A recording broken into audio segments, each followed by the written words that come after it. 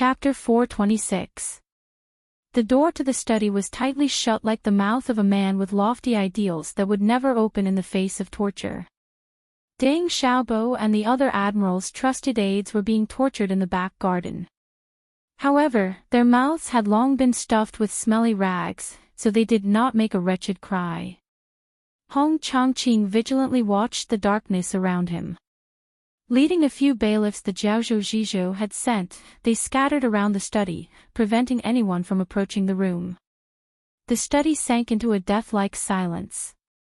No one knew what Fan Xian and Su Maokai were talking about, discussing, arguing inside.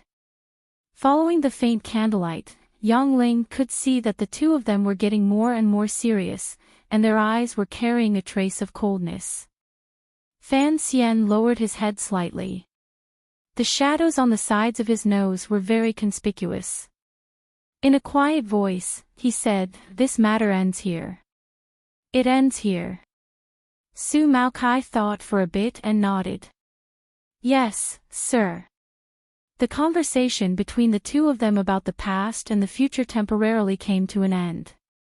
Other than forcefully suppressing his excitement, Su Maokai also recovered the calm he had these years and changed his way of addressing Fan Xian from young master to sir.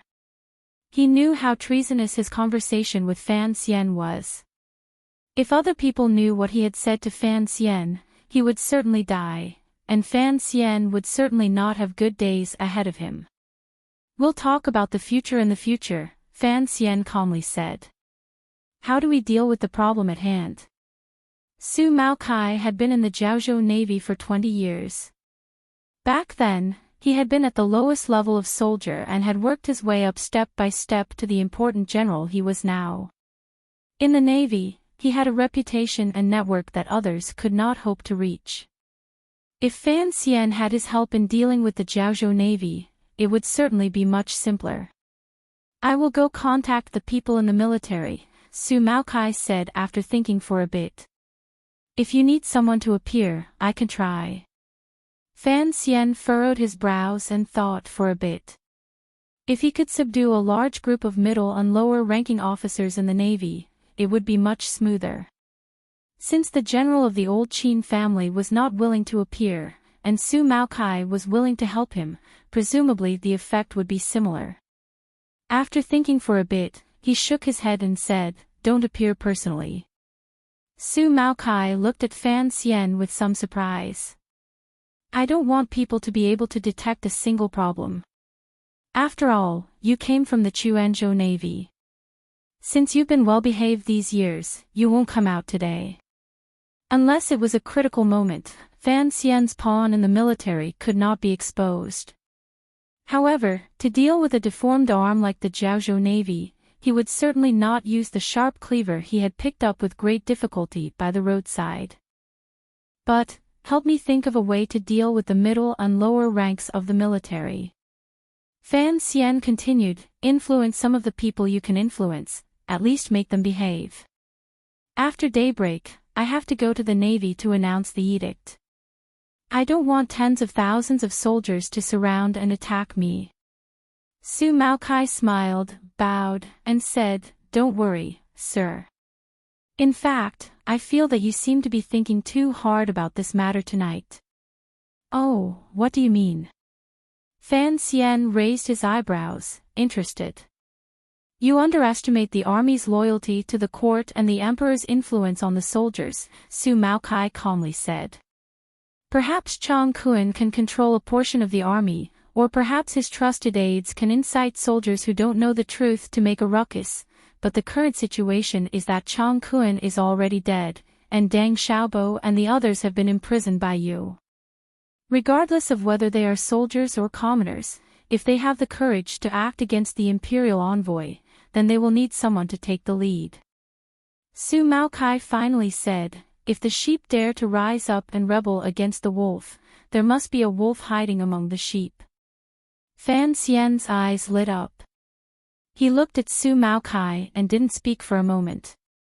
Only now did he realize that this lucky child his mother had left behind indeed had a unique way of looking at things. "But, I am a wolf from outside, he said with a smile. These old wolves in the navy cherish their feathers. Su Maokai lightly said, if you take them there, they have no choice but to go, they don't need to say anything. As long as they stand in the camp, the navy soldiers will naturally know where they stand. If there are still people making trouble in the army, you can kill them. Kill to establish might. Fan Xian furrowed his brows. What I'm afraid of is startling a mutiny. The smell of blood is very pungent and can easily make people dizzy. Su Maokai looked at him and smiled. In an even voice, he said, Sir, the smell of blood can also easily make people timid, particularly those of the lower class who are not very brave to begin with. These words were spoken calmly, but they carried a glimmer of strangeness and resentment. Presumably, when the Yi family in Chuanzhou Navy were purged 20 years ago, this person had seen too much blood and was scared silent out of fear, unable to move. Fan Xian thought for a bit and nodded. Su Maokai saw that the worry between his brows had not faded and knew what he was worried about. After thinking for a moment, he probingly said, even if I don't show myself today, I can still try after this. Try what? Naturally, it was to try to control the Jiaozhou Navy in Fan Xian's hands. Given Su Maocai's present qualifications and position, as long as he performed outstandingly in the court's investigation of the Jiaozhou Navy case and appeared more loyal to the emperor, even if Fan Xian didn't help, presumably, he would still have a large chance of being promoted to Admiral of the Navy. For Su Maokai, this suggestion was not for the sake of his own career. Rather, it was because he wanted to help Fan Xian obtain a powerful aid. However, Fan Xian only shook his head. I knew about your matter too late, he said. That's why I didn't make any arrangements beforehand. The funeral of the Jiaozhou Navy has long been decided in Jingdou. In 10 days, someone from the Bureau of Military Affairs will come to take over. As for you, I will think of a way for you to not be implicated and remain in Jiaozhou. However, there is no way for the position of admiral. Su Maokai nodded.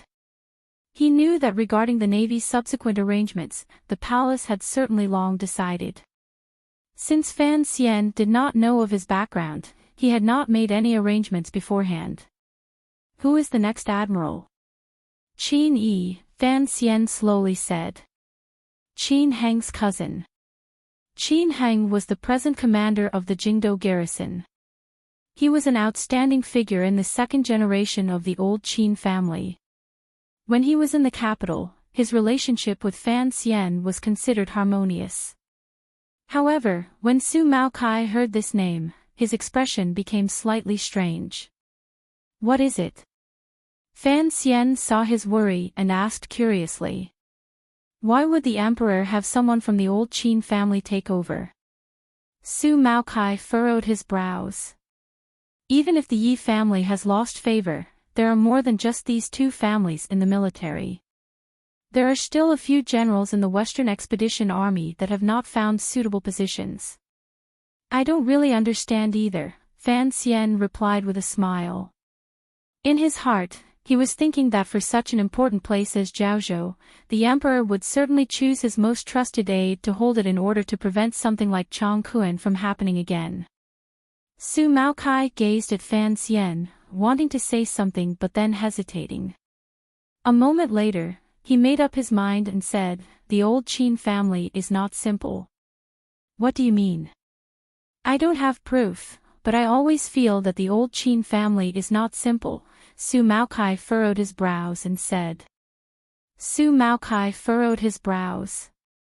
As you know, the person ranked third in the Navy is a member of the Qin family. Chongquan has done so much in the Navy and led thousands of soldiers south. How could it be hidden from him? Why has he never reported it to the court? If he has told the old Qin family, but they did not tell the emperor, then this matter is a bit strange. Fan Xian calmed down and carefully calculated the details in his mind. He then said, that is why you have to stay in Jiaozhou and keep an eye on the admiral who is about to arrive. I believe the old Qin family will not betray the emperor because, no matter how you look at it, this is not something that has any benefits. Su Maokai thought that this was indeed the case.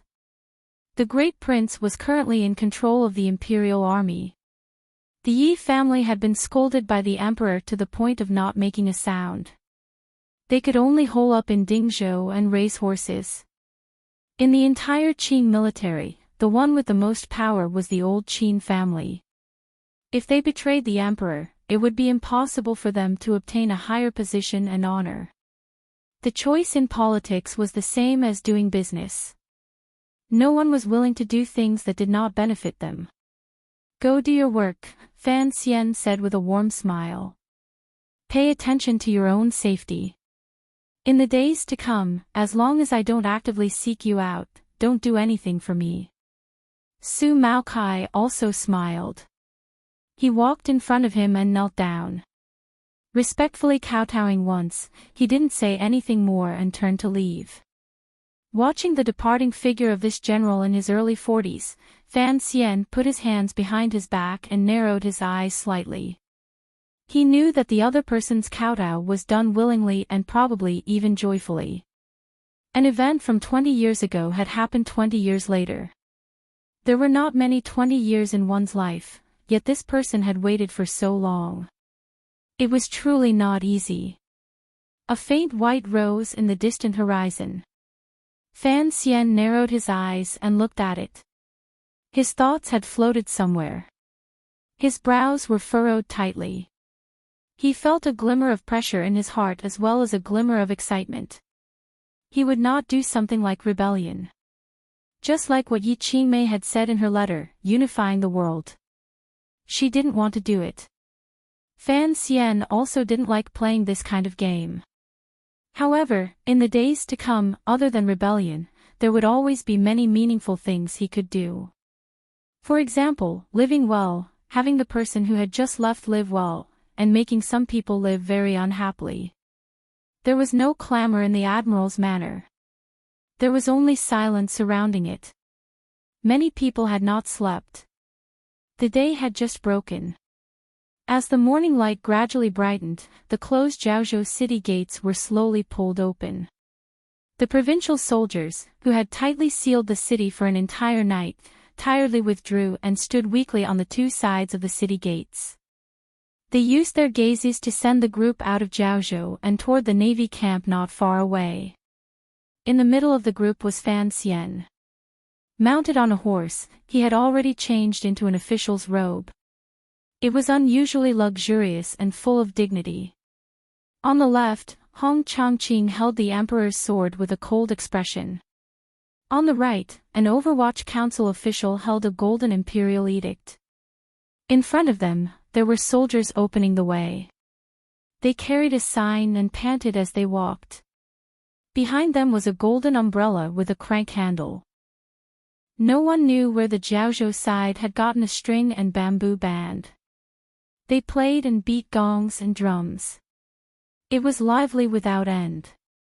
It was a simple and crude imperial envoy's honor guard. Fan Xian looked at it with cold eyes and couldn't help but feel it was funny. That Jiaozhou Zhizhou indeed had some skill. It had only been half a night and he had managed to create such a thing.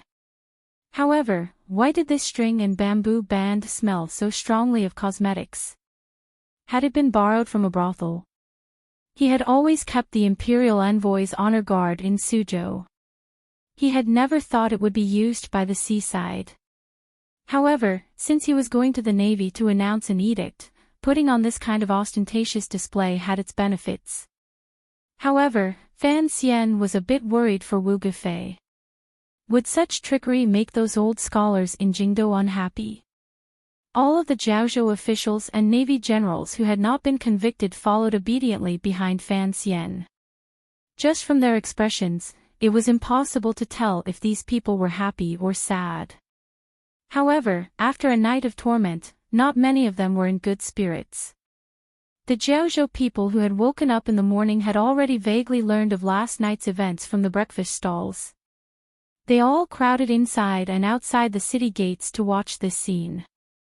The daring people pointed at the imperial envoy's honor guard and spread the word that the young noble, who was as handsome as a girl, on the tall horse was the rumored Sir Fan Jr.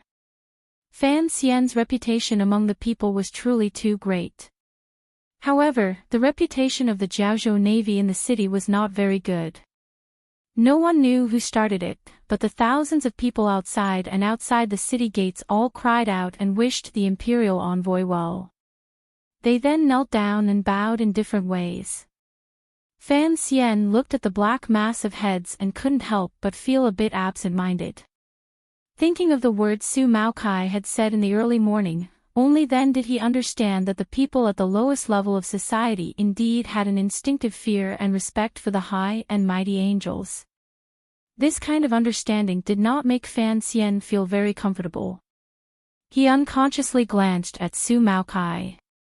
Su Maokai pretended to be fawning and smiled. Without a choice, Fan Xian waved his hand to stop the group's advance.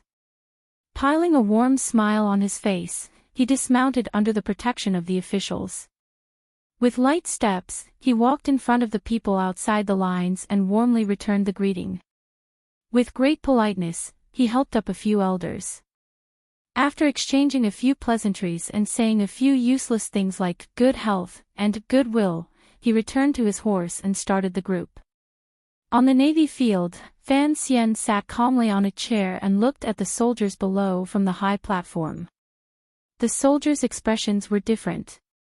Some were excited, some were angry, and some were afraid. However, their gazes flickered as they looked at the imperial envoy and officials on the platform. Most of the Navy soldiers already knew what had happened last night. However, because time was too tight, Chang Kuen's trusted aides among the middle-ranking generals did not have the opportunity to stir up the emotions of the entire camp. They had only brought a group of soldiers to enter the province to save people. However, that group had suddenly disappeared into the darkness. Thus, the Navy soldiers were a bit afraid. They didn't know why the court would suddenly send an imperial envoy over. They also didn't understand why Admiral Chang Kuen and Deputy General Dang were not on the platform. Were the rumors in the military true? Fan Xian narrowed his eyes and looked at the moving heads below the platform. He found that the black mass stretched all the way to the side of the harbor. Only now did he feel a trace of worry. He had seen the imperial army before, and the Shadow Knights were often by his side. However, when he suddenly saw tens of thousands of soldiers standing neatly in front of him, he felt the pressure brought about by the sheer number of soldiers. If these tens of thousands of soldiers were all his enemies, then he probably wouldn't be able to continue sitting on this platform. Fan Xian smiled self-mockingly and didn't really listen to the words of the third-ranking general. He thought to himself that his luck was pretty good to have found Su Maokai within the navy.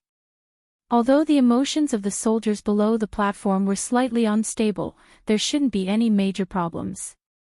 He guessed that Su Maokai must have done a lot of secret work after midnight. Chang Kuen was already dead, and Dang Xiaobo had been captured. Without someone to take the lead, no matter how hot-blooded these soldiers were, they couldn't do anything. Su Maokai was right. He had overestimated the danger of the situation. Fan Xian touched the thin paper in his clothes. This was the confessions written by the generals involved in the East Sea matter. Dang Xiaobo was indeed stubborn. Even after being knocked unconscious, he refused to open his mouth. However, not everyone in the military was this kind of stubborn man. Under the Overwatch Council's torture, someone finally confessed. With a confession, he had a righteous reason. Fan Xian didn't worry about anything anymore. He tilted his head to listen to the general's dispirited speech. This general was the one from the old Qin family. He had not wanted to come forward, but Fan Xian listened to Su Maocai's suggestion and did not give him the opportunity.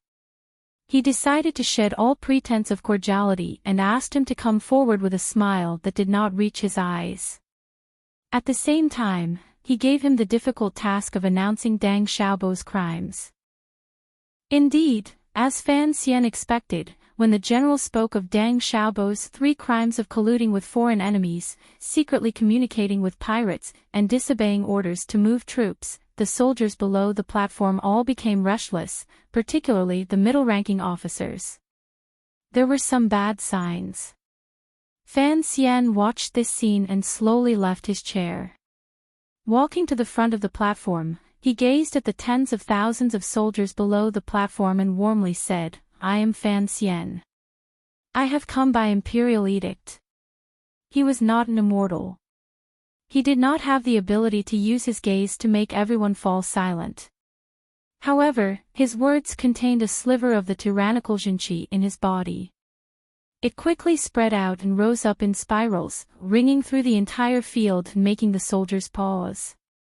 In this gap, Fan Xian opened his report. "Admiral Chang Kuan, Sir Chang was assassinated last night." There was an uproar below the platform. It was full of disbelieving discussions and shocked voices. Jiaozhou Zhizhou Wu Gufei glanced worriedly at Sir Fan Jr. in front of the platform. From the beginning, he had not approved of the entire army gathering to announce the edict. It should be discussed separately. He didn't know what Sir Fan Jr. was thinking. Fan Xian gazed at the soldiers below the platform and slowly said, "Admiral Chang has been stationed in Jiaozhou for many years and has guarded a part of the country. He is willing to be in a difficult place and is truly a pillar of the country. Each time the emperor discusses it, he will praise Admiral Chang's service to the country and commendable loyalty." On the platform, Liao Liao and the other 2 who knew the inside story were silent.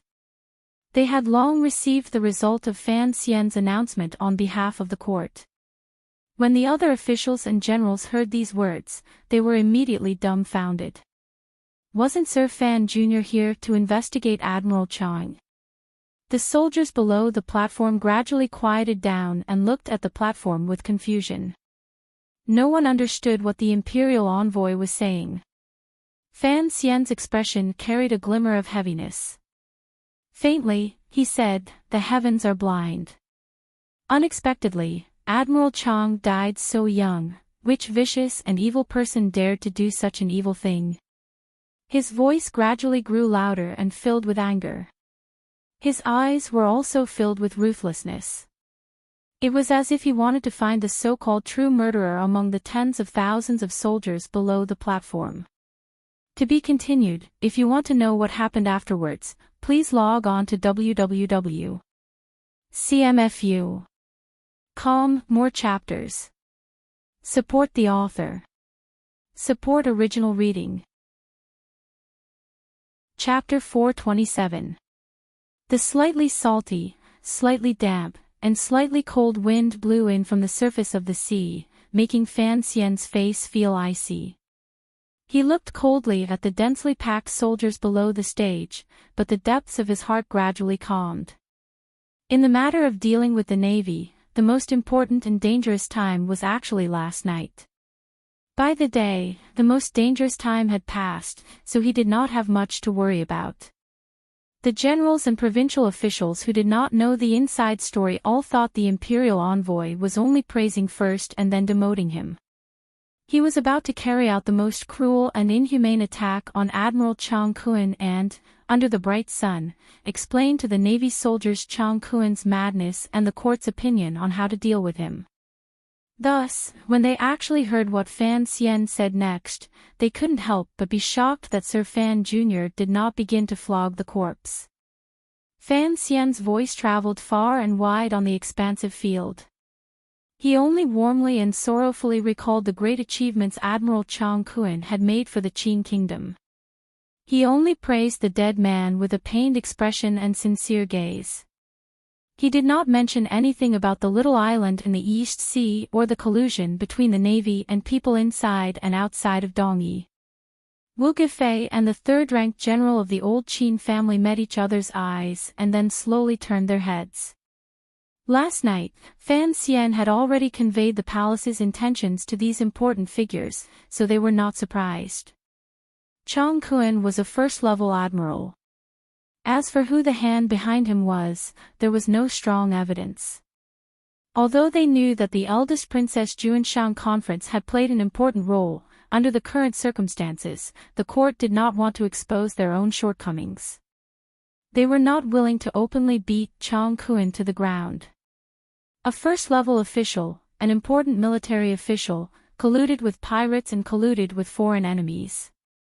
Once this fact spread throughout the world, where would the Qing court put its face? Where would the emperor put his old face? What they wanted was for Chang Kuan to never again draw from the Jiaozhou navy. As for the evaluation of his morals after his death, the Qing emperor and Fan Xian actually did not care much. To be able to use the smallest price to complete this matter was the most important mission. Of course, presumably, the emperor would not be able to swallow this resentment. After a few more days, when the situation in Jingdou was settled and the emperor swept clean the families that dared to play tricks behind his back, Chang Kuan would still be dug out from his grave, his bones would be filed, and his reputation would be ruined. After a round of praise, Fan Xian's face was as cold as a stone in the sea. His expression was ugly. Last night, when I first arrived in Jiaozhou, I wanted to have a secret conversation with the admiral to thoroughly investigate the matter of the navy colluding with the pirates. Who knew that before I saw your face, you had already left?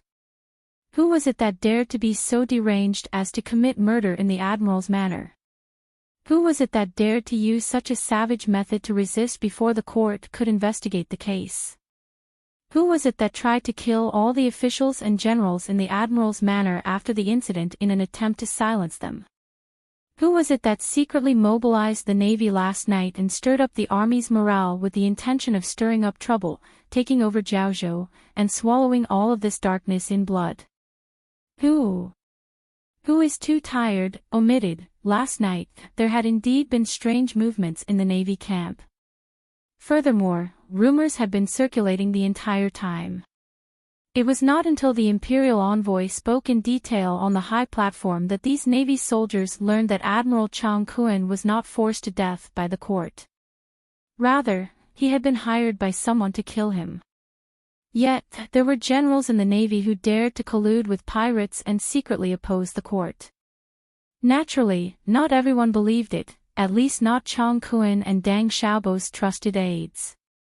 Thus, the soldiers below gradually began to clamor. Someone began to yell, "Where is General Deng? Where is General Deng?" Another person yelled, "Where did the pirates come from?" The crowd was angry, and the soldiers were easy to pick. The crowd gradually squeezed toward the front of the high platform. Fan Xian's expression was calm and he smiled slightly. Su Maokai gave a meaningful glance to his trusted aides below the platform. The eyes of the officers mixed among the soldiers moved and they began to yell in a loud voice, "Avenge the admiral! Kill that son of AB*TCH!" The tens of thousands of soldiers did not know who the son of AB*TCH was, but with such a yell, it perfectly matched the Navy soldiers' depressed and sorrowful atmosphere. Thus, the yelling gradually became one, shaking the horizon by the sea. Intentionally or unintentionally, it suppressed the provocation of the generals who had ulterior motives and were unwilling to be tied up and die. Fan Xian raised his hands horizontally and pressed them down slightly. With a dark expression, he said, "The heavens have no eyes, but the heavens have a heart. Those deranged criminals have already been captured last night. After the case is closed, they will be punished openly to honor the admiral's spirit in heaven." Who was it? The Navy soldiers looked at each other in surprise. They were all guessing which person in the military had such daring. Seeing that there were fewer generals than usual on the high platform, some of the smarter people gradually guessed a few things. As expected, the next few names Fan Xian read were all generals who had previously held respected positions in the Navy. Deng Xiaobo's name was surprisingly at the top. The voice on the high platform clearly told these 10,000 people that it was these generals of the Navy who had played the role of rat poop. As they spoke, 5 blood-covered generals were brought up from the right rear of the platform. These were the people who had made things difficult for Fan Xian in the Admiral's manor last night. At this moment, their faces were deathly pale and their spirits were dispirited. After being tortured, they couldn't even stand steadily and knelt directly in front of Fan Xian. No one knew what the Overwatch Council had done, but although these people had sinister and discontent expressions, they could not open their mouths to cry out their grievances. The tens of thousands of soldiers below the platform quieted at the same time. Using complicated gazes, they looked at the scene on the stage. They looked at the generals, who were usually high above, kneeling in front of them with their heads down, messy hair, and blood not flying. It was incomparably wretched. It was deathly silent. Fan Xian looked at this scene with his hands behind his back and made a gesture of preparing to make a fist. As expected, a sharp cry suddenly rang out from among the silent soldiers. The Admiral was killed by those people on the stage. Treacherous officials and the army. General Dang has been wronged. Deng Xiaobo had his own confidants. The troops heading toward the East Sea, from top to bottom, all had their own thoughts. They all understood what this scene was aimed at, so they were not willing to watch the matter continue according to the imperial envoy's plans. Following this cry, a few more cries immediately rang out. They were filled with anger and hatred, pointing their spearheads at Fan Xian and the other generals and officials on the stage. These people were all Chang Kuan and Deng Xiaobo's direct subordinates. Middle-level and lower-level officers were always able to influence the soldiers under them. With such a cry, the crowd below the stage immediately became chaotic. The Navy soldiers, who had been shaken by the rumors, didn't know who to believe. Thousands of soldiers began to push forward. Fan Xian narrowed his eyes and stared in that direction. He only stared at the people who were leading the cries. He then tightened the hands behind his back and clenched them into fists. The expression of the third-ranked general standing behind him darkened. He had been forced to make a decision by Fan Xian. He knew that if there truly was a mutiny and he stood on the stage, he would only be torn to pieces. Thus, he stood by Fan Xian's side. A light shot out of his eyes as he roared angrily, "Son of AB*TCH, are you rebelling? You don't even believe the words of the imperial envoy and us." Although this person had not been in the Navy for long, his position was still there. With his cry, the situation below improved slightly, but there was still a hidden danger. Deng Xiaobo's confidants were still hidden in the shadows, inciting and cursing endlessly in loud voices. At this moment, Su Maokai followed Fan Xian's hand gesture and used his eyes to give a second order. A different voice immediately rose among the soldiers below the stage. "Kill Deng Xiaobo. Avenge the Admiral." It was only one cry. It did not create a thunderous sound, but Fan Xian had already smiled warmly. Very amiably listening to the will of the people, he nodded his head toward the people beside him. Hong Chongqing and a few Navy generals with unusually ugly expressions walked to Fan Xian's side. Pulling out the straight knives at their sides, they stepped on the backs of Chang Kuan's trusted generals, pushing them to the ground. Then, they chopped down with a knife. With 4 caca sounds, the sharp blades cut into those sturdy necks, breaking open the skin and flesh, causing blood to flow and bones to break. Their heads were separated from their bodies, rolling on the high platform as they spat out a large pool of blood. The headless bodies of the Navy generals twitched on the high platform for a moment before returning to silence and death. The people below the stage once again sank into silence. The Navy soldiers below stared dumbstruck at this scene. They thought to themselves, they died just like this. The case hadn't even been tried yet, and the imperial envoy just killed these generals like this. Fan Xian furrowed his brows and looked at the fresh blood not far from his feet and Deng Xiaobo, who was breathing heavily and had a deathly expression. Shortly after, he raised his head and said with a slight smile, "I'll fulfill your wishes." However, Deng Xiaobo is the main culprit. To be escorted to Jingdo. I'm afraid we'll have to send him to death by 1,000 cuts before the admiral can rest in peace. These words were somewhat shameless, but the Navy soldiers below the stage did not think so. They only looked at the young man on the stage wearing luxurious official robes and felt a chill rise from the depths of their hearts. In reality, the Navy soldiers were not idiots. They would not believe that Deputy General Deng would kill Admiral Chang. First, there was no reason. Second, everyone knew the close relationship between the two of them. However, at this moment, 4 heads were placed on the stage. Everyone knew that the Imperial envoy dared to kill and was willing to kill. Admiral Chang was already dead, and Deng Xiaobo had been captured. Even if the court was carrying out a purge, they, as small soldiers, had not benefited much from following these 2 people. What could they do? Were they really going to swarm up and kill the Imperial envoy on the high stage, then become bandits and become enemies with the entire world? Being hot-blooded did not mean they were beasts and did not know how to use their brains to think. Thus, the tens of thousands of soldiers below the stage were silent, including the officers who had tried to incite a riot earlier. They lowered their bodies and thought about how they could secretly escape the Navy. Killing people to establish power, Fan Xian looked below the stage with satisfaction. He knew that Su Maocai's words were indeed correct. However, the matter was not over yet. There were still Deng Xiaobo's trusted aides on the stage and Chang Kuan's best friends. If he didn't drag these people out, how could the Jiaozhou Navy be called peaceful? Fan Xian stood on the high stage and said, "Last night, someone in the Navy received Deng Xiaobo's secret order and intended to lead an army to attack the city.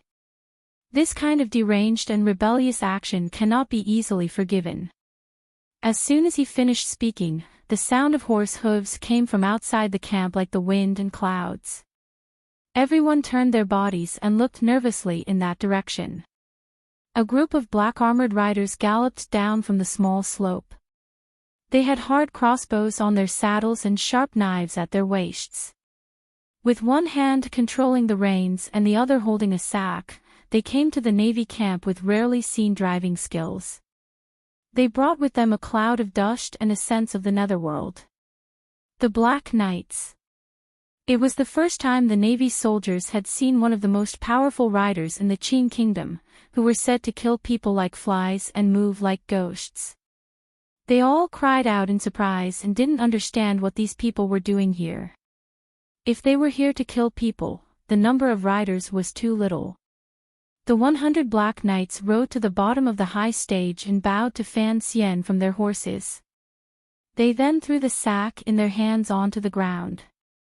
Together with their horses' bellies, they moved in 2 semicircles along the high stage, separating to the 2 sides of the stage. At the same time, on the small slope to the left of the Navy camp, 2 rows of riders appeared silently. They were like 2 hard black lines deeply embedded into the mountain ridge, preparing to attack the Navy soldiers below. The Navy soldiers were in an uproar. Inside the sack were all human heads. Some had faces covered in blood, some were missing noses and ears, and some had a large crack in their foreheads. Hundreds of heads rolled out of the sack and piled up below the high stage. Such a bloody and terrifying scene had not appeared in the Jiaozhou Navy, which had been peaceful for a long time. The Navy soldiers retreated a few steps in fright and opened up a large space, allowing these human heads to decorate the scene of a massacre in broad daylight. Fan Xian took a step forward on the stage. His luxurious clothes fluttered in the wind. His face was handsome. Standing proudly on the pile of heads, he said, "These are the rebel soldiers who tried to bathe Jiaozhou in blood last night. Soldiers, do not panic. The rebel soldiers have already been ambushed. I am not someone who likes to take revenge." The Navy soldiers were terrified and didn't dare to speak. But Fan Xian slowly said, "I will definitely find out who is secretly managing this matter. Those who dare to oppose the court and conspire against the rebellion must be mentally prepared to have their entire families executed. I have already found out who it is. He looked at the people below the stage. He looked at the people below the stage and said, a total of 17 people, no, 17 dogs who have used the Dai Imperial Court's Dai Lu to raise their wild ambitions, 17 people. The range of the purge was not large, including the Navy generals on the stage. The soldiers below the stage all let out a breath. At this moment, the sudden appearance of the 400 Black Knights and so many heads on and below the stage had already successfully intimidated the Navy soldiers' spirits. Since no one dared to rebel, they could only wait and see how the court would deal with it. Only capturing 17 people had nothing to do with the majority of people. It had nothing to do with them, so they hung it high. In order to protect themselves, they could even betray the superiors they were usually incomparably afraid of. Thus, following the sound of the third general on the high platform calling out names, the Navy soldiers below the platform gradually moved in fear, wishing to be as far away from the officer who was called out as possible. Suddenly, 17 small circles appeared on the field. In the small empty space, there stood a Navy officer with an ashen face. These were the culprits who had incited the camp to make trouble last night and had a portion of Navy soldiers fight a great battle with the Black Knights outside Jiaozhou. The Black Knights led their horses and slowly walked into the crowd of 10,000 people. The knights' expressions were cold. They did not look to the side and were not nervous. Although there were 10,000 people by their side, it was as if they had entered an uninhabited place. The Navy's courage had already been lost. They all moved out of the way and allowed these Black Knights who had come to capture people to enter. 3 riders captured 1 person. Although there were officers who rose up bravely to resist in a hopeless situation, they were already trapped beasts. With a few slaps, they were chopped to the ground. It only added another round of pain before they died. Another 17 bloody and cruel sounds rang out. The 17 heads returned to the encirclement of their brothers' heads. Blood stained the high stage. A stench attracted countless flies. Fan Xian was in the middle, but his expression did not change. Narrowing his eyes, he watched the sun gradually move above his head. He knew that the Jiaozhou matter could be considered finished. Only then did he begin to announce the edict. Fan Xian waved his hand. He didn't care about the court's etiquette and rules. He had the Overwatch Council subordinates handle this matter while he sat back in his chair and rested for a moment. By the will of heaven, the Emperor has decreed. Fan Xian didn't listen closely to what the Emperor said. He only looked at the Navy soldiers kneeling on the ground like ants on and below the stage. He was deep in thought. In the end, he heard an earth-shaking cry of joy as well as a mountain cry of "Long live the Emperor." Did the Navy soldiers get a raise again? By the time the news of the Jiaozhou Navy reached Jingdou, it was already half a month later. Jingdou was inland and did not have the nourishment of the sea breeze, so it was a bit more dry and stuffy than Jiaozhou. The climate was not very comfortable. On the contrary, it was those with weaker bodies who began to feel uncomfortable. These few days, Hongzhu's temper had been rather bad. It was anger, not anger. He rubbed his nose, thinking that if he still had a nosebleed tonight, he would have to ask the imperial doctors to take a look. The standard of the people in the Imperial Academy of Medicine was not very good. If Miss Fan was still studying in the Imperial Academy of Medicine, how good would that be?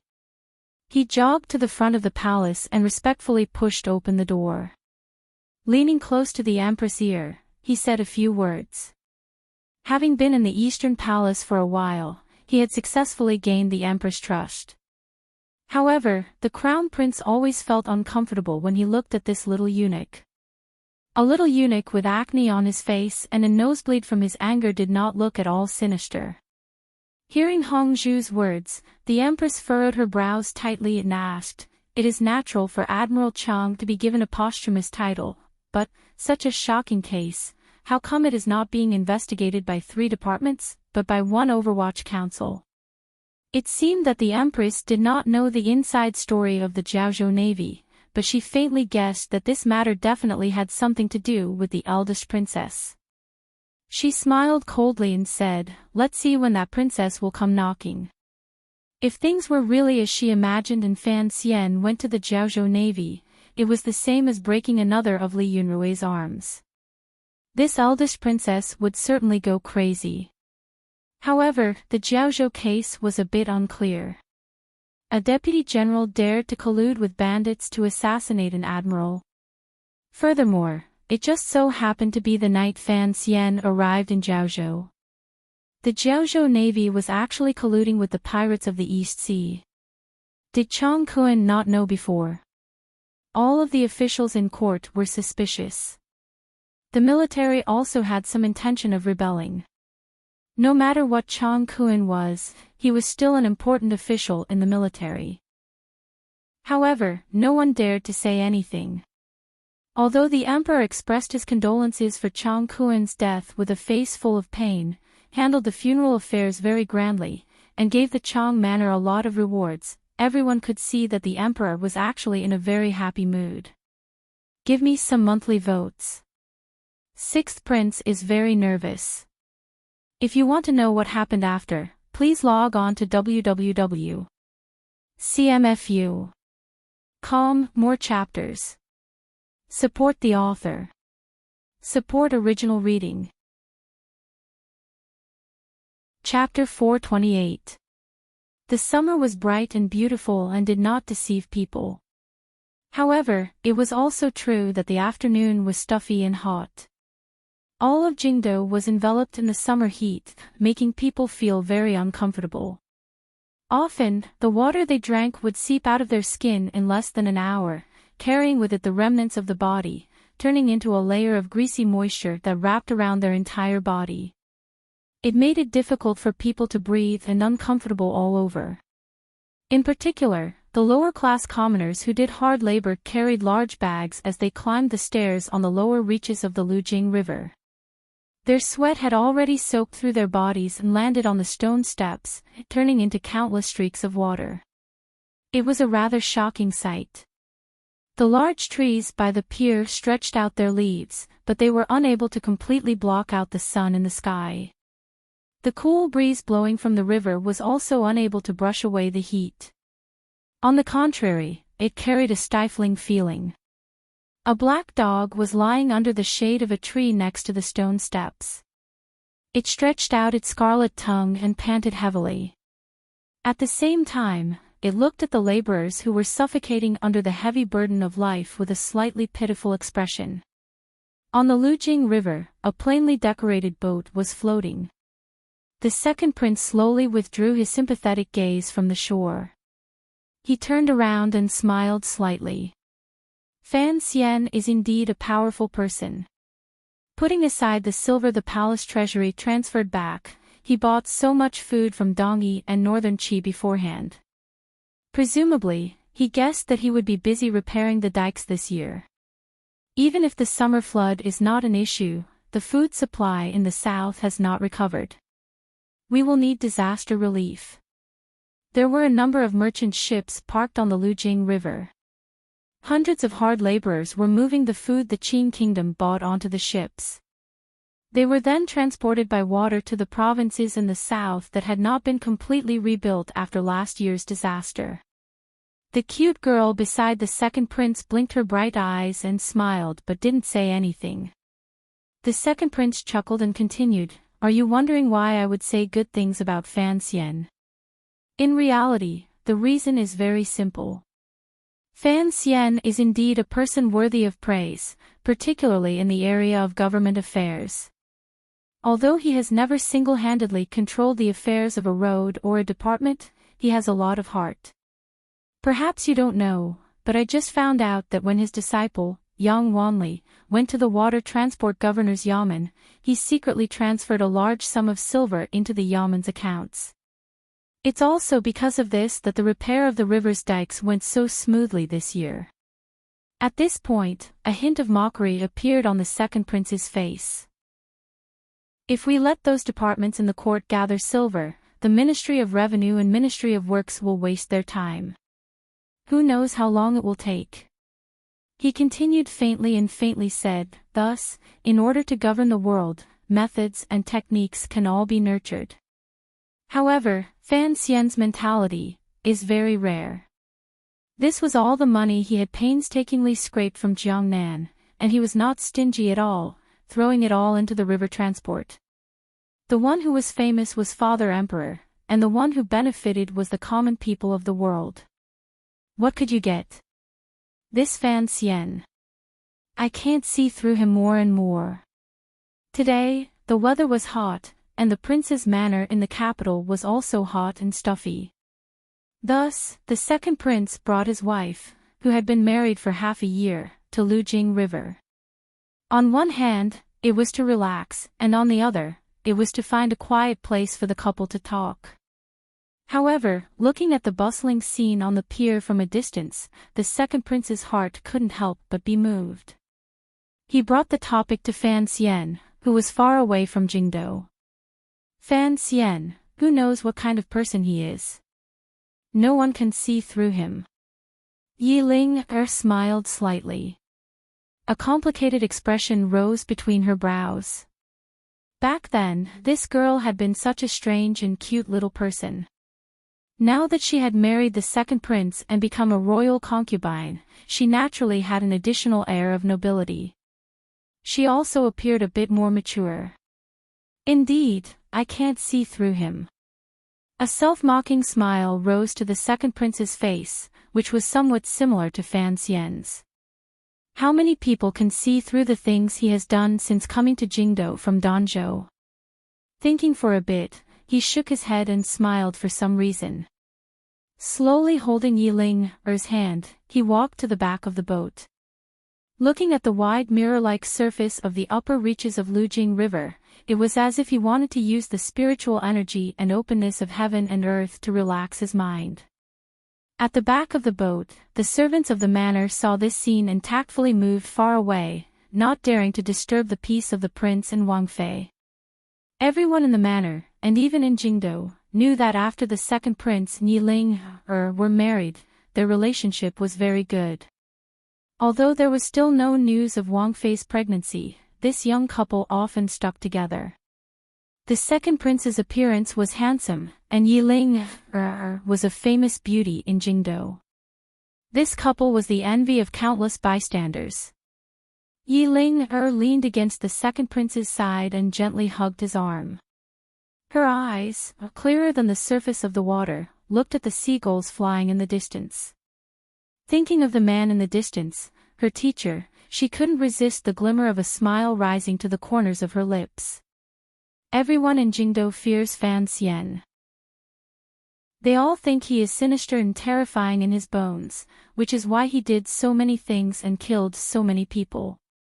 In my opinion, this guy is nothing more than an absurd person who loves to cause trouble. The second prince also smiled. He knew that his wife had frequent contact with the Fan family before she married him. He also knew that his wife and Chen called each other sisters. Their relationship was not ordinary. He also knew that his wife had always secretly called Fan Xian teacher. However, he would never suspect that there was anything between a man and a woman between Yi Ling and Fan Xian. Although Yi Ling sometimes had a bit of a temper, she was a rare upright woman. If she did not like him, even an imperial edict would not allow her to marry him. However, when he occasionally heard Yi Ling mention Fan Xian in such a familiar tone, he still couldn't help but feel a glimmer of absurdity and a faint sourness. It's not as simple as fooling around and being absurd, the second prince said warmly. The second prince said warmly, a few days ago, I heard that the crown prince's people made a book to see how many people Fan Xian had killed and how many people he had offended in these 2 years. In the end, they compiled a long list. It made our crown prince very happy. Yi Ling giggled. She wondered how her teacher had become like a demon. However, including the spring examination case and the first bureau matter, Fan Xian had indeed offended most of the powers in court. Thus, no one can understand what exactly Fan Xian wants to do. Aunt is his real mother-in-law. Furthermore, Aunt has long shown goodwill, but he does not accept it. I don't need to say anything about me. Ever since he returned to the capital, I've been trying to make peace with him, but he has unusually valiantly chosen to knock me down. The second prince laughed self-mockingly. I admit that the Nyolan Street matter was my fault, but in court, it is not uncommon for enemies to become friends. Yi Ling glanced at him and mumbled, he is stubborn and holds grudges. How can he be so easy to convince? But what good does this do him? The second prince furrowed his brows. He has offended so many people. In the future. I'm just saying, if father is no longer here and the new emperor ascends the throne, he will certainly take back his power. Without the Overwatch Council in his hands, these powers of revenge will all fall on him. Who can protect him? How do you know that the new emperor will certainly take back his power? Yi Ling lowered her head. I don't think the crown prince has much of a chance. The third prince is Fan Xian's student. The third prince is too young. The second prince sighed. A person's growth process will always be interrupted by unexpected events. It was like that for me back then. When the third prince is a bit older, our father will naturally find some other way. If the third prince actually sits on that chair, do you think he will still be the third prince now? Will he allow Fan Xian to maintain his current power? Us brothers are all not as good as father, so no matter who inherits the throne, the first thing we have to do is certainly to get rid of Fan Xian, this big tiger. The second prince smiled slightly. This is inevitable. Given Fan Xian's intelligence, it is impossible for him not to think of this. Yi Ling glanced at him worriedly and quietly said, You still haven't given up. The second prince didn't continue this sentence. Slowly, he said, since Fan Xian understands this and knows that he has already offended most of the officials, what can he do? Unless he is prepared to walk a completely different path in the future, otherwise, he will never be able to escape the chaos of the future. Which path? The second prince turned his head and smiled warmly. He will sit on that chair himself. What kind of position one was in, what kind of topic one was talking about. Although the content being talked about on the Lujing River boat was shocking, in reality, this kind of topic was often discussed in the various manners. Yi Linger was not afraid, on the contrary, she felt a bit tired of it. She smiled bitterly and said, based on my understanding of teacher, he would not do such a thing. Oh. The second prince was very interested. Why do you say that? Fan Xian likes to travel the world. Don't you know? Yi Linger smiled and said, everyone under heaven knows that he was sent to Jiangnan this time by the emperor in disguise. He also doesn't want his past to cause too much of a stir in Jingdou. He wants to avoid the limelight, but, as far as I know, Fan Xian has not the slightest complaint about this exile. He goes in high spirits.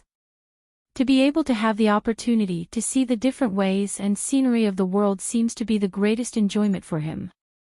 It had to be said that Yi Ling understood Fan Xian very well. Sit on that chair. Then it would be difficult for him to leave the palace.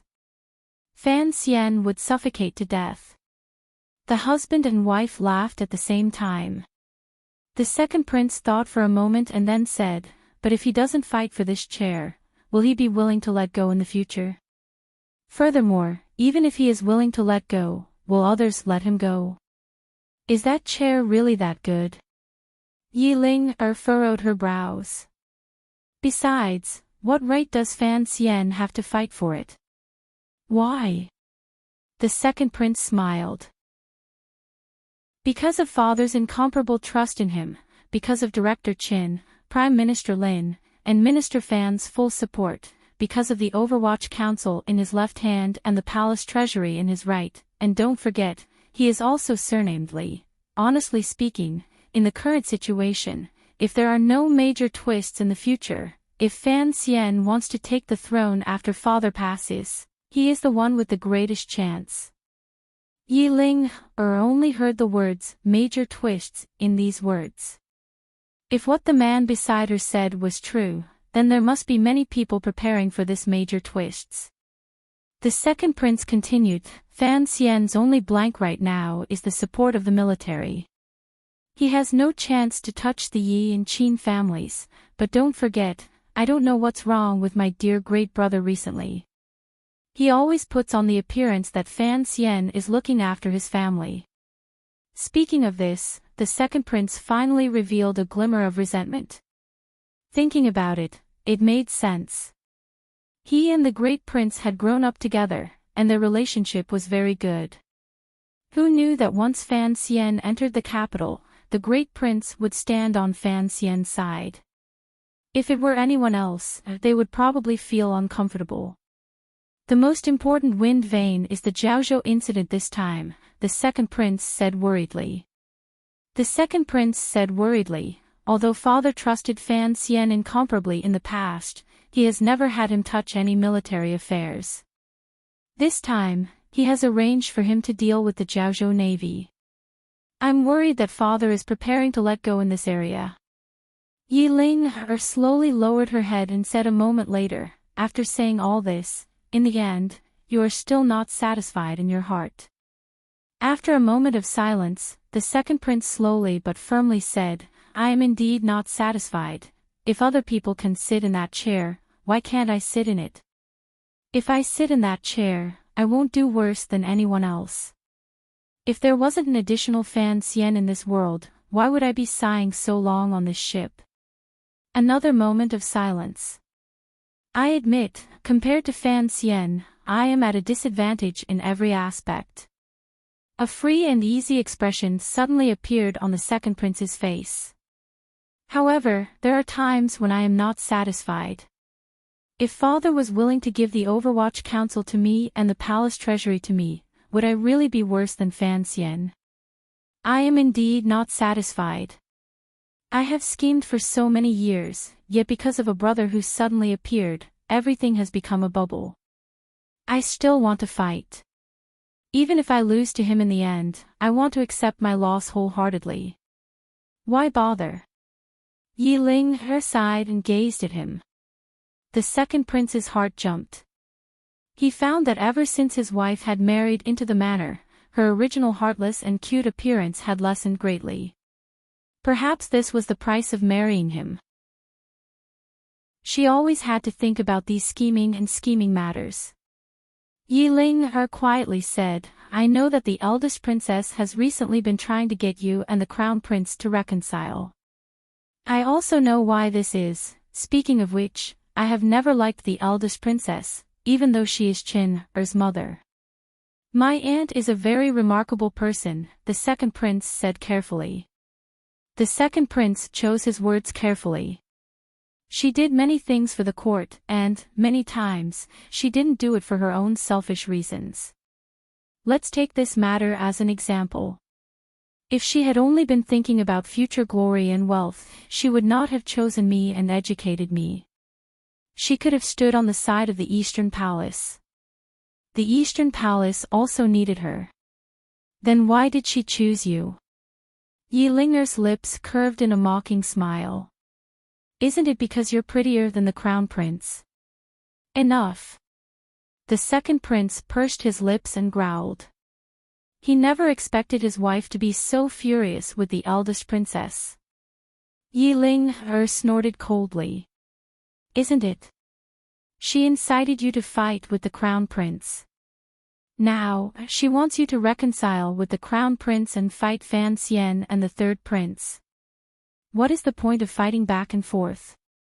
Even if she succeeds in the future and Fan Xian loses power, what will happen to you and the crown prince then?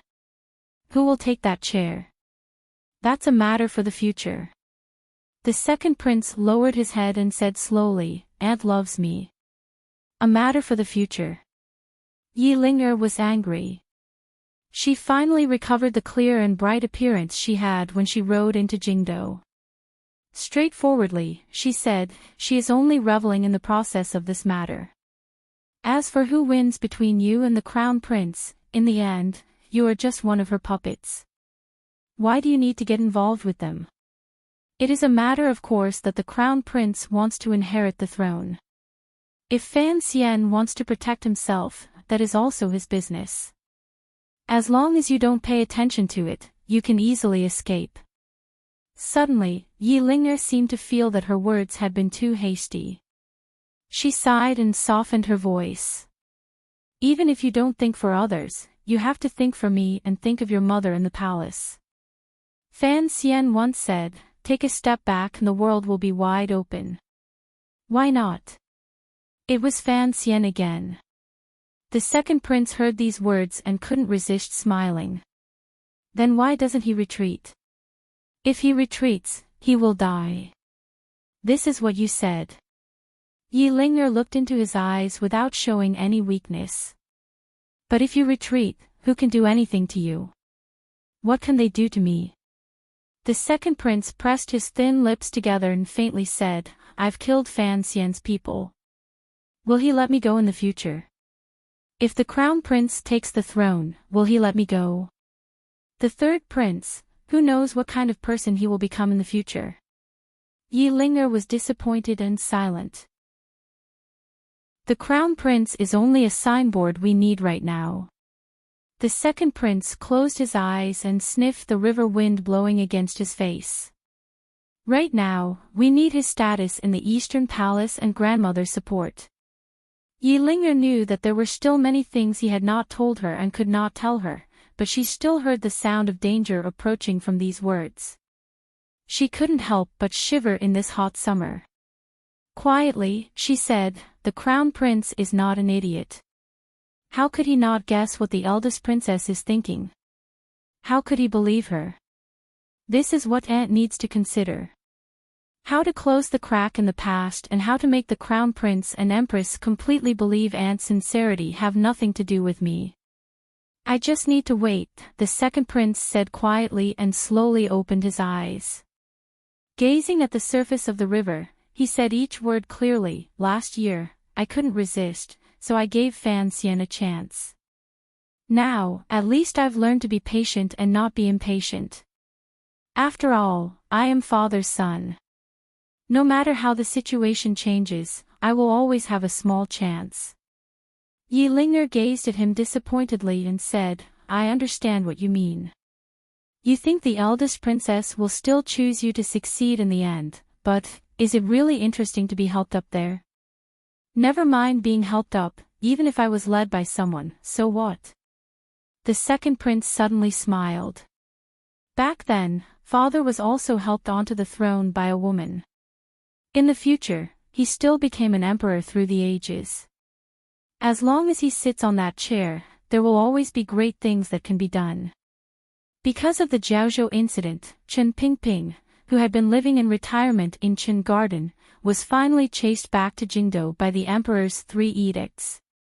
He returned to the square and dark building. In the dark secret room of the Overwatch Council, Chen Pingping gently stroked the wool blanket on his knees and couldn't resist yawning. Using a slightly sharp voice, he said, "You have to disturb me over such a small matter." Strangely, Fei Jia was not gathering herbs in the mountains. Instead, he was sitting by Chen Pingping's side. In a raspy voice, he said, "The most important thing is the problem in the palace. Fan Xian has made such a ruckus again. Our emperor likes him more and more, but the people in the palace are more and more afraid of him. I'm afraid it will be brought forward." "Is the crown prince an idiot?" Chen Pingping slowly asked. "Of course, he is indeed an idiot. Otherwise, how could he have gotten involved with that crazy woman?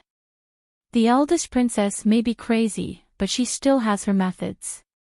Fei Jia rolled his strangely colored eyes and stared at Chen Pingping.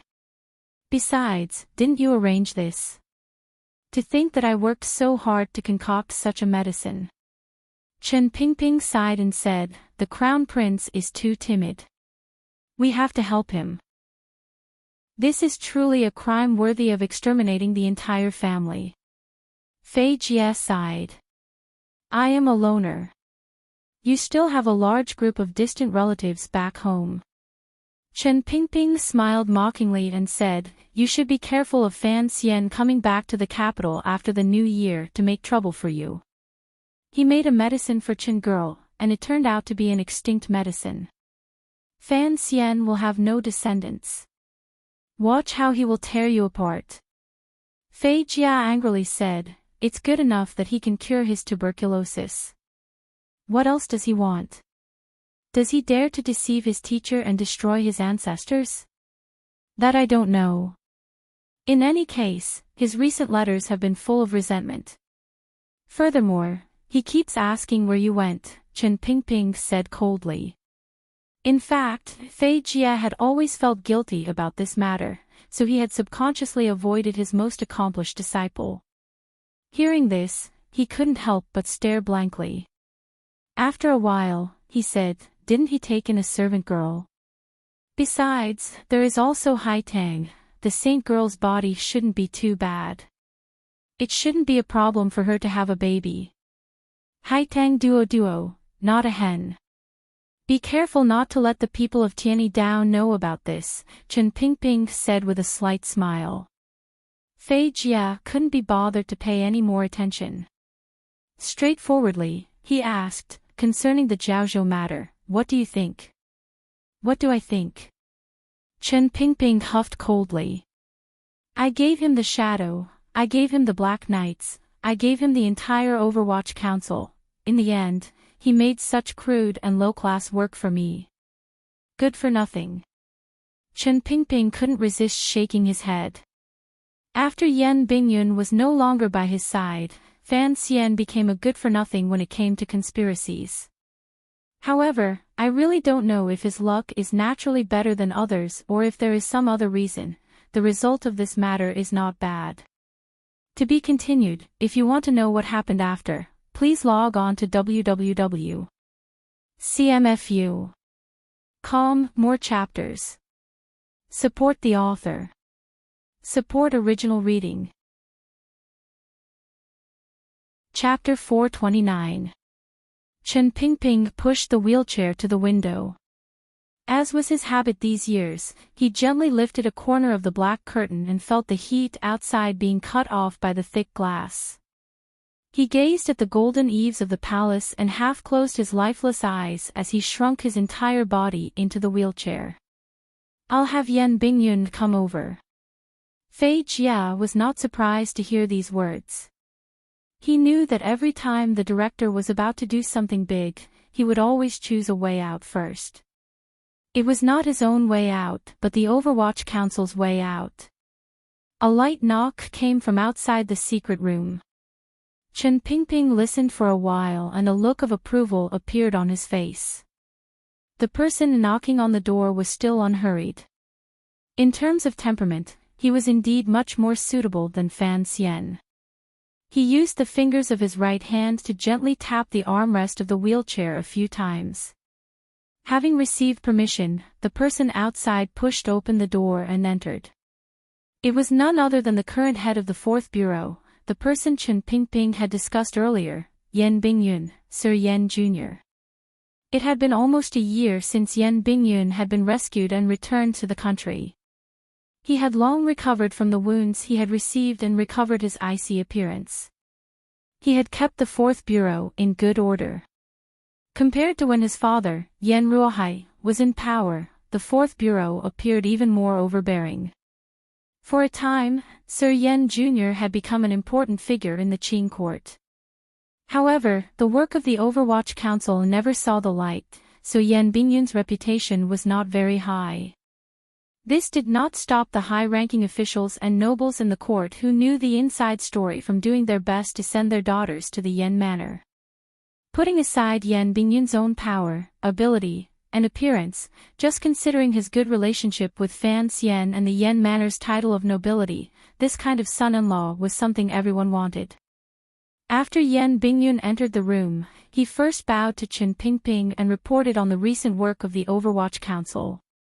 Presently, Chen Pingping was in retirement in Chen Garden, and Fan Xian was far away by the sea. The daily work of the Overwatch Council was managed by this young man. Chen Pingping closed his eyes and listened for a while. Suddenly, he asked, "Did Fan Xian contact you beforehand?" Yen Bingyun shook his head. "Time is too tight. The council is only responsible for passing on the palace's intentions to the commissioner. As for the specifics, the second bureau doesn't have time to come up with a plan. It's all up to the commissioner." Chen Pingping nodded and suddenly smiled. "What about your marriage? A few days ago, your father came to Chen Garden to ask for my opinion, but this matter is not easy to handle." Yen Bingyun was silent. The elders in the council all knew about the matter of young lady Xin, but they had never pointed it out. However, the issue of the marriage had come from the palace, which made it difficult for him. Not many people in Jingdo knew about the matter of Lady Xin.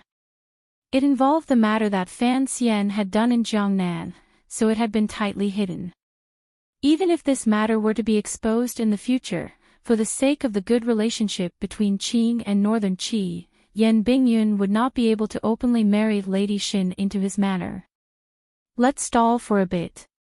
Chen Pingping half closed his eyes and said, "Go ask that person from the prince's family for her opinion on this matter.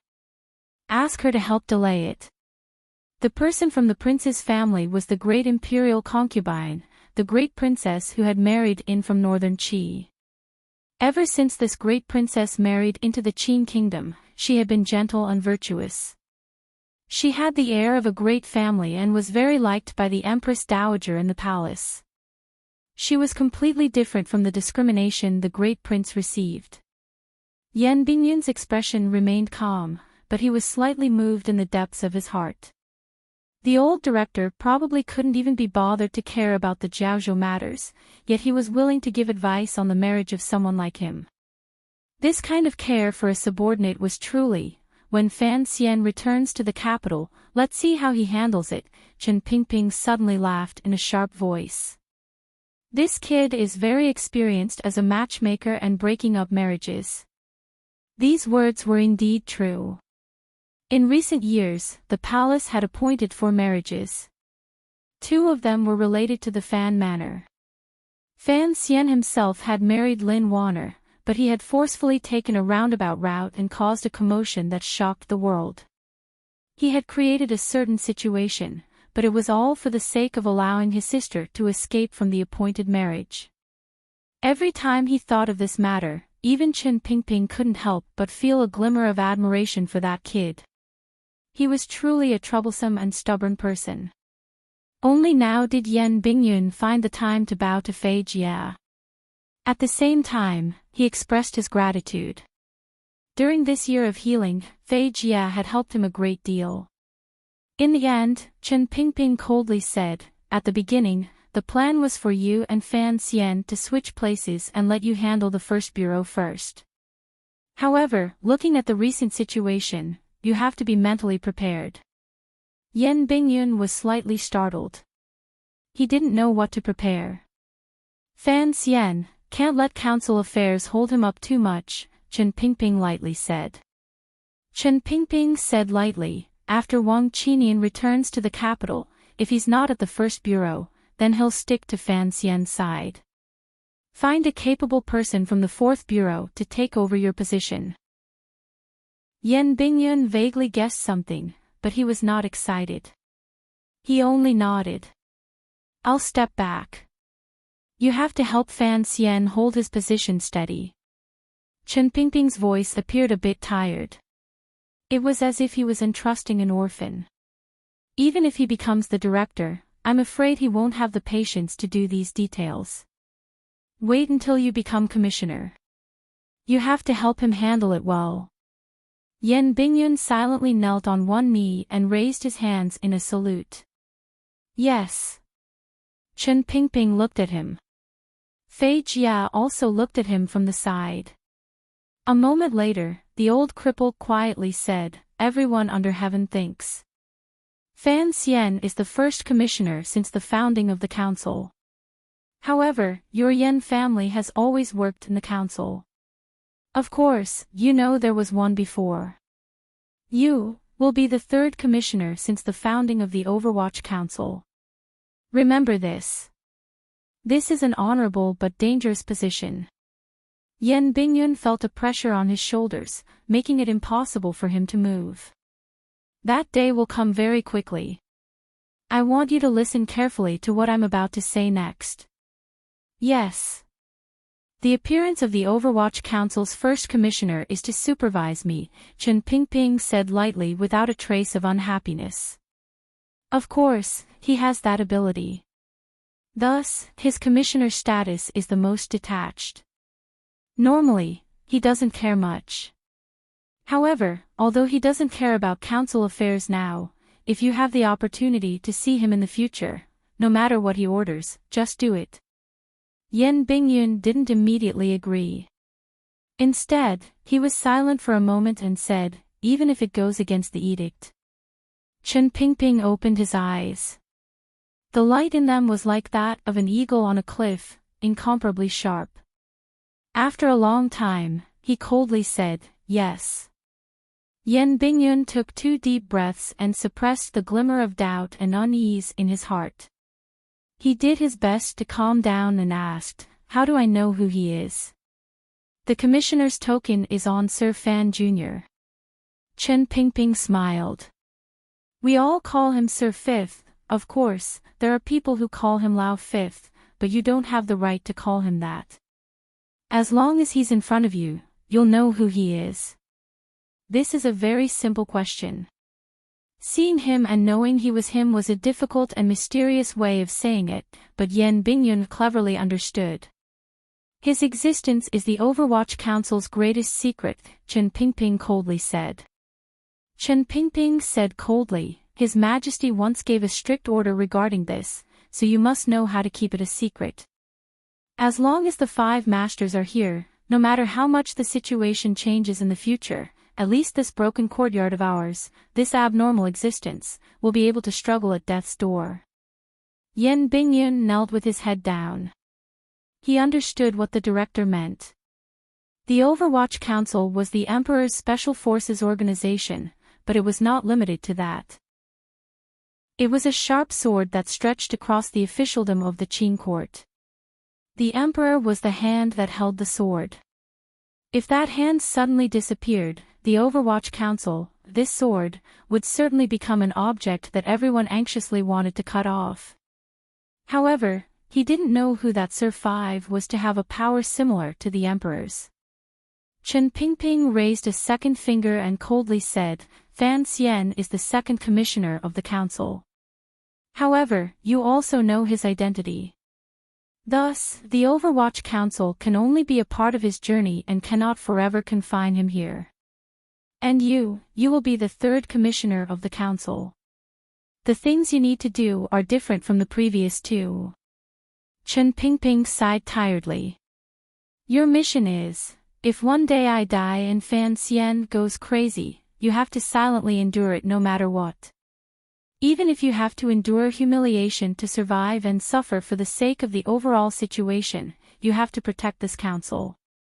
Even if you can't protect it on the surface, you have to keep the network we've always hidden in the shadows." Yen Bingyun finally could no longer pretend to be calm. He looked at the old man in the wheelchair with a face full of shock because the old man's words about the 3 commissioners clearly conflicted in some areas, particularly the Sir Five and his mission. If Sir Five did not die, the Overwatch Council would not fall. Then, his mission. Furthermore, the old man said it so seriously and sorrowfully. There was only one possibility. The director had predicted that in the near future, either Sir Five would die or a power that the Overwatch Council could not contend with would descend from the heavens. For example, the hand holding this sword easily let go and let the sword of the Overwatch Council fall into the yellow mud. However, why would the Emperor oppose the Overwatch Council? Why did the director seem to be entrusting an orphan to him?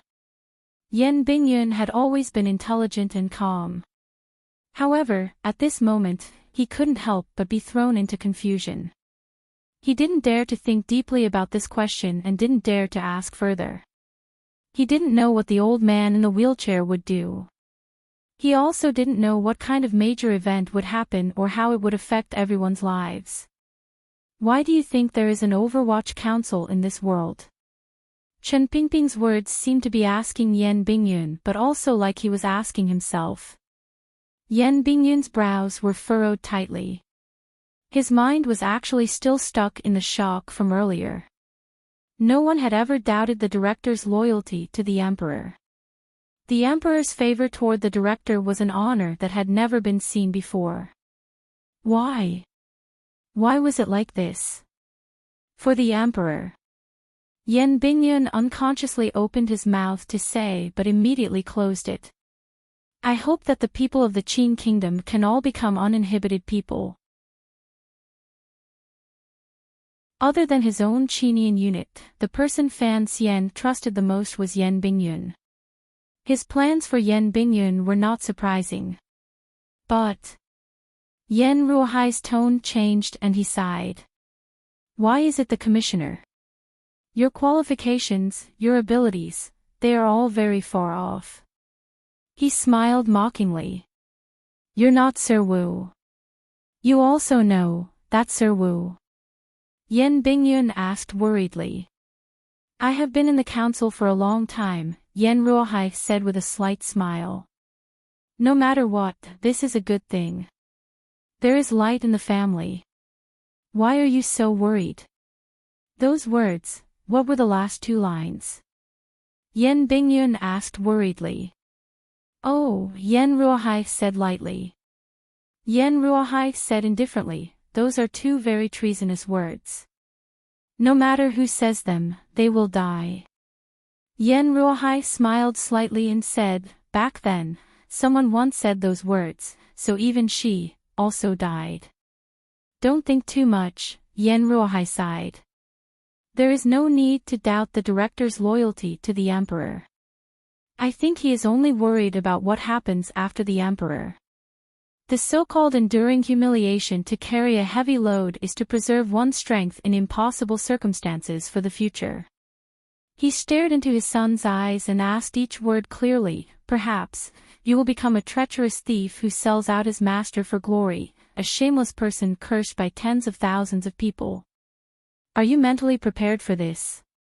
Yan Bingyun did not reply to his father's words. He only asked with unusual calmness, Father, if you had to choose between the palace and the council, what would you choose? What would he choose? It went without saying. Yan Ruohai looked at his son with an amused gaze and sighed. Silly child, naturally, I would choose the council. If the old director did not have this confidence in me, why would he say so much to you? Yan Bingyun smiled bitterly. He had not thought his father would answer so simply and clearly. He was silent for a moment and then calmly said, I am your son, so I have mentally prepared myself. It has been hard on you, child. Yan Ruohai abruptly blurted out these words without thinking. These years, it has indeed been hard on him. In the Qing royal palace, it was an ink-like night. The layers of palace eaves gave off a cold and strange feeling. The Qing emperor wore a thin robe and stood in the night wind in front of Taiji Palace. He looked coldly at the square in front of the palace, enjoying the rare coolness. In the corner of Taiji Palace, the eunuchs and serving girls who served the emperor were all quietly avoiding this place.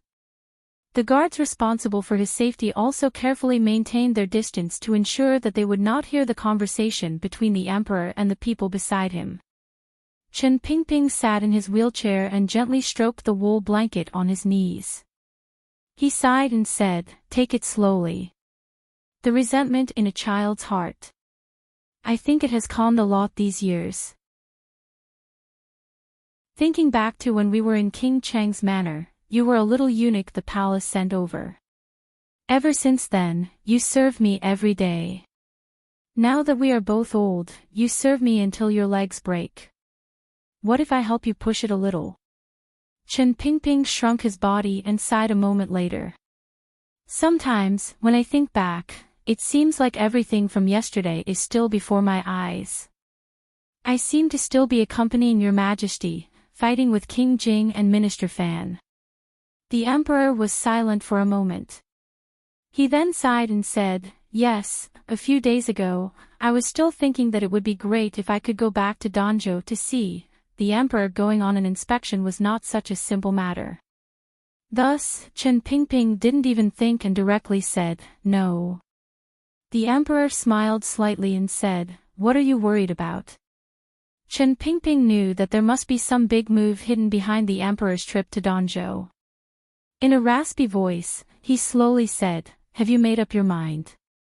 The emperor thought for a moment and then shook his head. Not yet.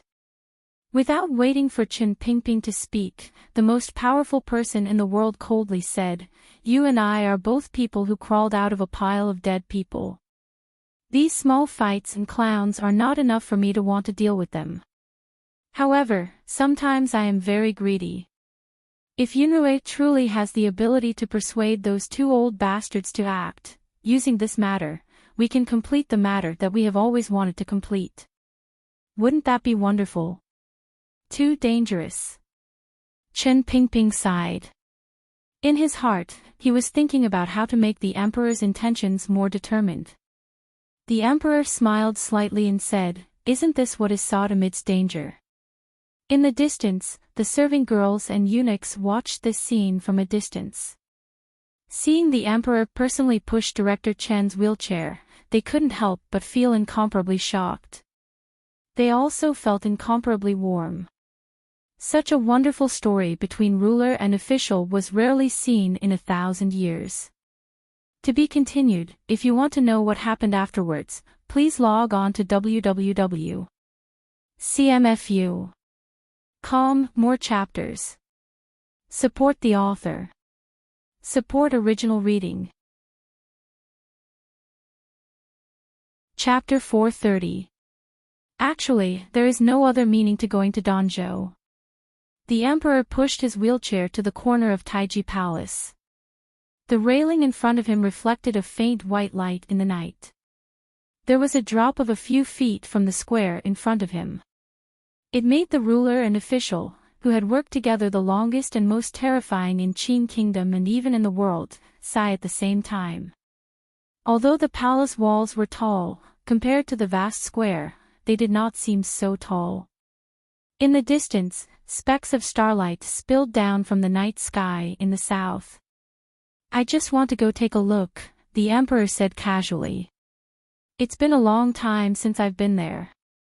I don't know if it's still the same as it was in the past and there are so many fish. If I remember correctly, when the emperor went to Danzhou, it could not completely be considered a province under the jurisdiction of the Qin Kingdom. Yes, it seems closer to Danzhou by boat from Dongyi. If there was not such a large forest to the north of Danzhou that would eat people to the death without spitting out their bones, presumably Sigurd would not have given up on such a good port. Fortunately, there was that forest, Chen Pingping said with a slight smile. That is why she would take the boat and why we would meet her on the sea. The emperor fell silent.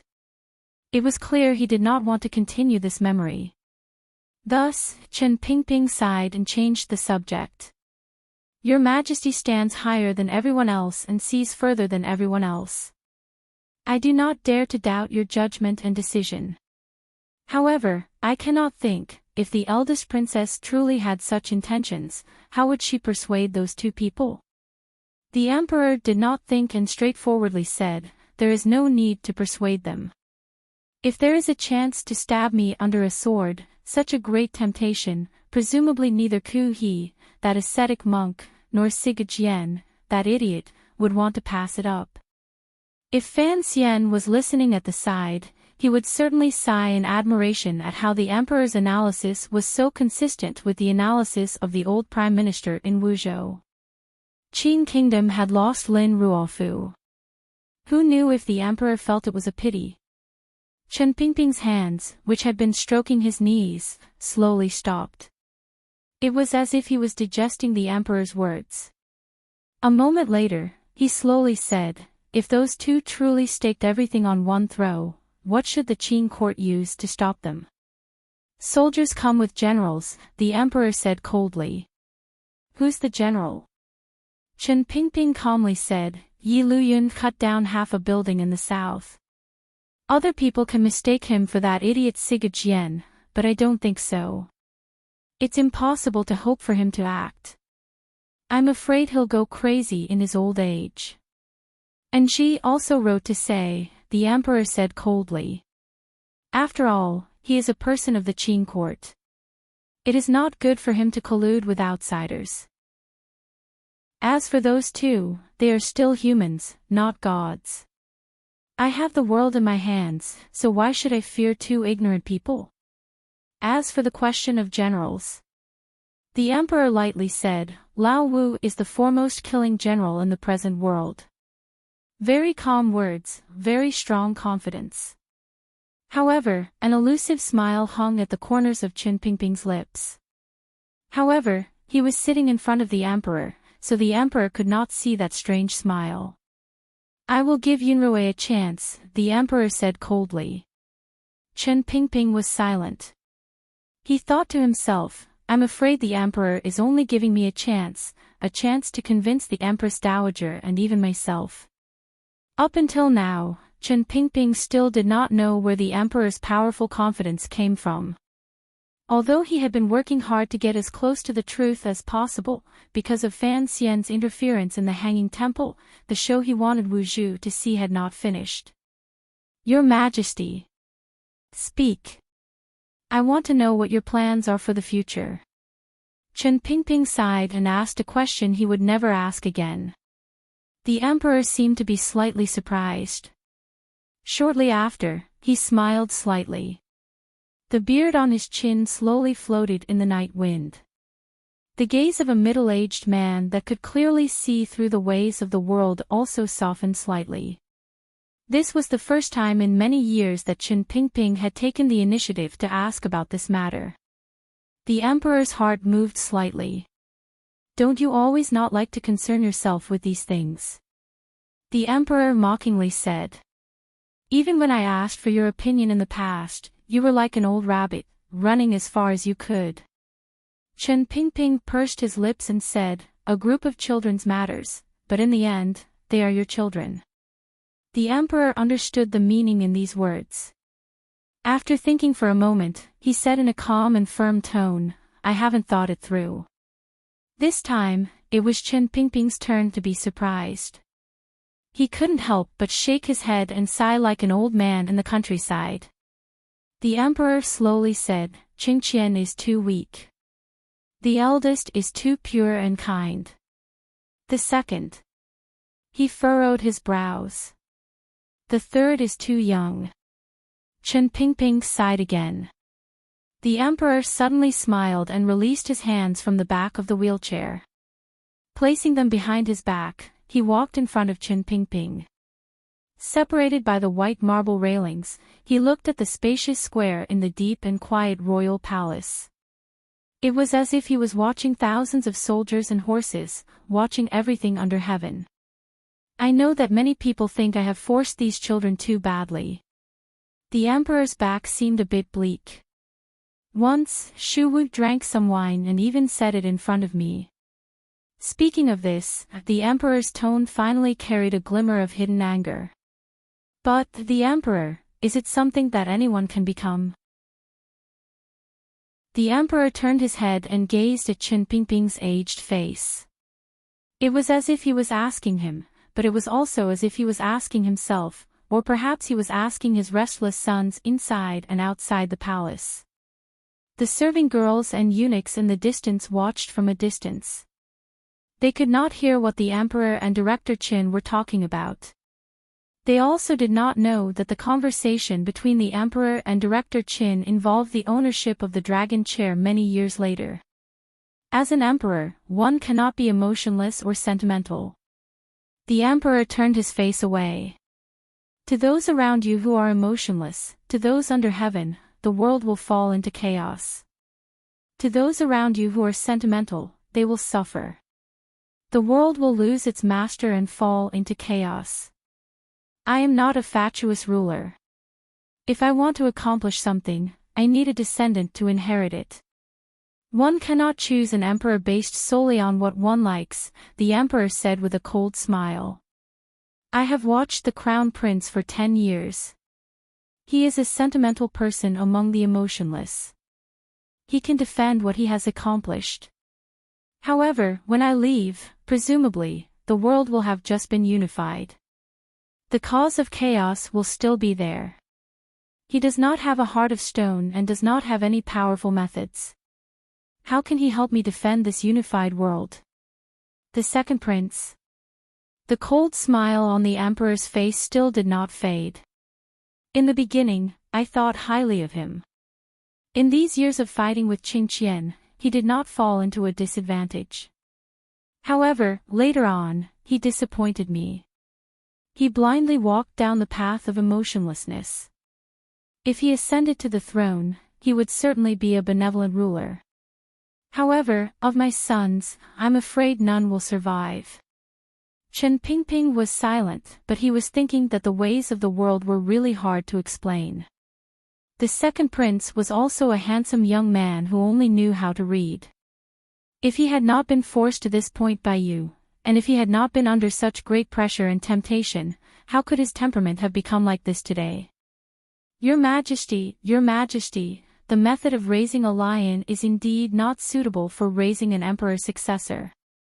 The Qing emperor's hidden thoughts in allowing his sons to fight for the throne these years were very simple. Ruling the world was difficult. Whoever could endure it would have the world. However, he had never thought that not all young people were like him, used to standing in the ink-like river and admiring the scenery by it. He had changed his sons a lot. In the end, the result of these changes was probably not what he wanted. What do you think of the first prince? Chen Pingping's words tonight had already far exceeded the ideals he usually held. When the emperor heard these words, he was once again surprised. His smile grew wider. It seemed that he liked Chen Pingping returning to the state of speaking his mind in the past. I am not surprised that you would mention his name.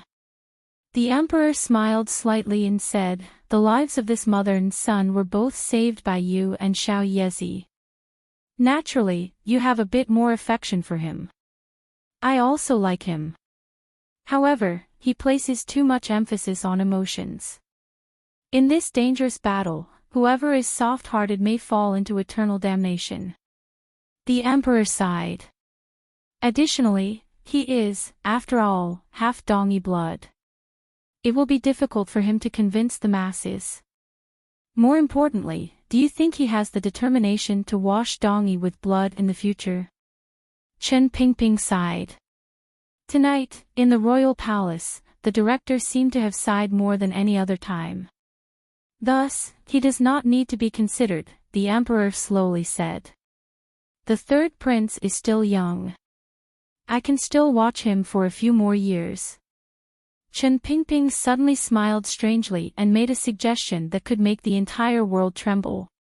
How is Fan Xian? The emperor slowly turned around and looked at Chen Pingping with a not quite there smile. He looked for a long time but still did not reply. After a long time, the emperor suddenly laughed loudly. His laughter echoed in the long and empty corridor in front of Taiji Palace, making the serving girls and eunuchs at the end of the corridor tremble in fear. The laughter gradually quieted. The emperor slowly restrained his smile. Calmly but unquestionably, he said, without question, he is the most suitable. Passion was always irritated by heartlessness. The temperament that Fan Xian had displayed in this world just happened to match the Qing emperor's requirements for his successor. He appeared warm and affectionate, but in reality, he was cold and heartless. However, in the deepest part of his bones, there was a glimmer of compassion for the state of the universe. The emperor still thought that the glimmer of aura in Fan Xian's bones should have been inherited from his mother, right? If the emperor's words got out, the entire Qin court would probably be shaken. The entire world might even undergo some powerful change. He has no status, Chen Pingping said with a strange smile. The emperor's smile was also strange. Status, it is just a word from me. The people of the past will all die one day. Chen Pingping knew that the emperor was referring to the Empress Dowager in the palace. He gently coughed and said, I think we should forget about it. The emperor gazed at him with a not quite there smile. Why? I always thought you didn't like Fan Xian. Looking at these 2 years, it seems that you truly love him. Love is one thing, Chen Pingping said with a false smile. Chen Pingping smiled insincerely and said, It is one thing that Fan Jian and I do not get along, but, in my opinion, given Fan Xian's personality, he would not want the Fan and Lu clans to become white bones in the ground because of him. The emperor smiled slightly and didn't say anything more. Chen Pingping understood the emperor in front of him too well. He sighed in his heart. If the emperor truly wanted to help Fan Xian ascend to the throne, then before he died, he would certainly slaughter the Fan and Lu families. Slaughter them at all costs. This was certainly something that Fan Xian could not accept. What made Chen Pingping even more tired was that he finally confirmed clearly that the emperor had not placed Fan Xian on the list of successors. Chen Pingping stood in the middle. He knew that path would not work. He could only take another path. The emperor had an illness, a mental illness. I like the eldest prince and Enji because I like their hearts. The emperor stood in the night wind in the royal palace and made a decisive choice regarding the ownership of the throne. What I want to see is the hearts of these sons. If there is no such thing, then so be it. If there is, I want to see whether the crown prince and second prince's hearts truly care for me as a father. Chen Pingping didn't make a sound. He only thought coldly that as a father, if he didn't care for his own children, how could he have the right to ask his children to care for their father's feelings? The emperor's gaze should be able to see further than people like us, Fan Xian thought. Fan Xian thought like this. At this moment, he was like a monkey climbing up a tall mast and looking at the rising sun to his right. Welcoming the slightly damp and slightly salty sea breeze, he called out loudly and happily. What a contented life it was to travel on the sea. He didn't have to worry about the dirty water in Jingdo, didn't have to worry about the troubles in officialdom, and didn't have to look at those dead people's heads in Jiaozhou. Fan Xian seemed to have returned to the image of an active youth in Danzhou. Every day, he climbed up and down the boat. Finally, he climbed to the highest mast of the entire ship. He put up a shade and looked at the red and warm patches of color in the distance. He thought to himself that he had already seen far enough. However, he still wasn't sure just how far the emperor had seen. The boat came from Jiaozhou and slowly headed north along the winding coastline of the Qin kingdom toward Fan Xian's hometown. Jia hasn't read the reviews for 2 days. I'm really sorry. Last night, I had a good time reading Rome, Only Child, Only Child. If you want to know what happens next, please log on to www.cmfu.com, there are more chapters. Support the author and support the original reading. Chapter 431. The climax can't come so quickly. It will be at least 30 chapters or so. I'm also looking forward to it. When the time comes, I might have to write slowly. I haven't written such an awesome scene yet. P.S. After watching it for a year, I finally bravely jumped into the stock market and found that it really was a big scene. I couldn't calm down before 3 o'clock. I bought 20,000 and was going to leave it there. I'm a big shot. Ever since his rebirth, or more accurately, ever since he had come from Danzhou to Jingdou, Fan Xian sat in a black carriage, wore a black robe, and held a black, slender dagger as he walked in the darkness. His entire body, from the inside out, was completely black. Now, on the vast blue sea, the ship was pure. The mast rose high, and the white sail was like the clean wings of a giant bird. It was as if it wanted to pierce through the white clouds on the horizon. The cripple, Lieutenant Dan, had once tied himself to the head of the mast and bitterly cursed the unfairness of the world toward the sky full of rain and shocking waves. However, Fan Xian, who was climbing to the top of the highest mast, did not feel this way. After comparing Chen Pingping to his good friend Aegon, he narrowed his eyes slightly in a thin white robe and faced the morning sea. His thoughts and state of mind became as pure and happy as the scenery around him. Cursing heaven and earth, blaming heaven and earth, fighting with heaven and earth, and wanting to become a person was not the life that the selfish and death-fearing Fan Xian hoped for. He just greedily enjoyed every moment after his rebirth. He wanted wealth, beautiful women, shocking authority, and the occasional spiritual enjoyment when he was alone. After leaving Danzhou, although there were many joyful things to play with, he was busy scheming all day long, busy killing people, and guarding against being killed. This kind of complete relaxation and emptiness was something he hadn't enjoyed in a long time. Without question, Fan Xian was the first little bourgeois in the Qin kingdom. His mother was clearly on Paul's side. Thus, he would not pass up such a petty bourgeois opportunity to go out to sea and enjoy the wind. He would drink good wine and eat beef like Chu Liuxiang, and be the master of the ship like Master Su. It was a pity that there were not many beauties wearing bikinis on the ship. The ship broke through the waves and left a thin white mark on the blue sea. It brushed past the red sun that seemed to be close at hand.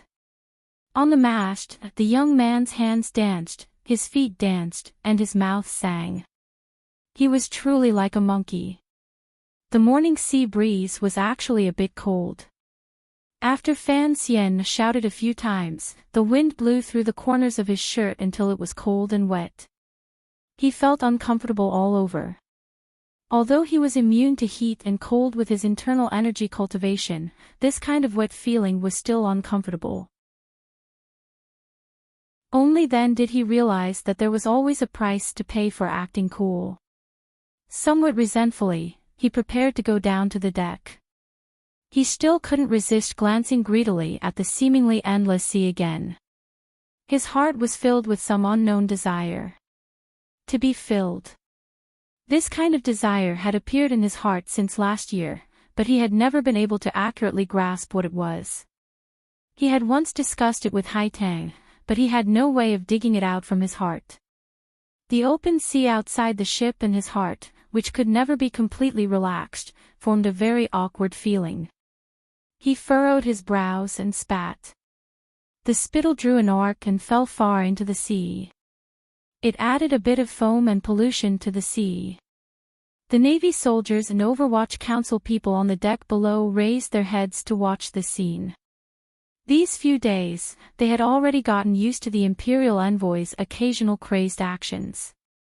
Although many people were not used to the fact that an immortal of poetry and a powerful official had suddenly become a monkey standing at the top of the mast and looking into the distance, they thought that as long as it was a talent, they would always have strange habits that stood out from the masses.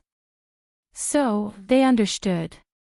Fan Xian's action of spitting fell into the eyes of many people on the deck. A sailor couldn't resist sighing in admiration. Even spitting is so handsome. Oh, oh, ah.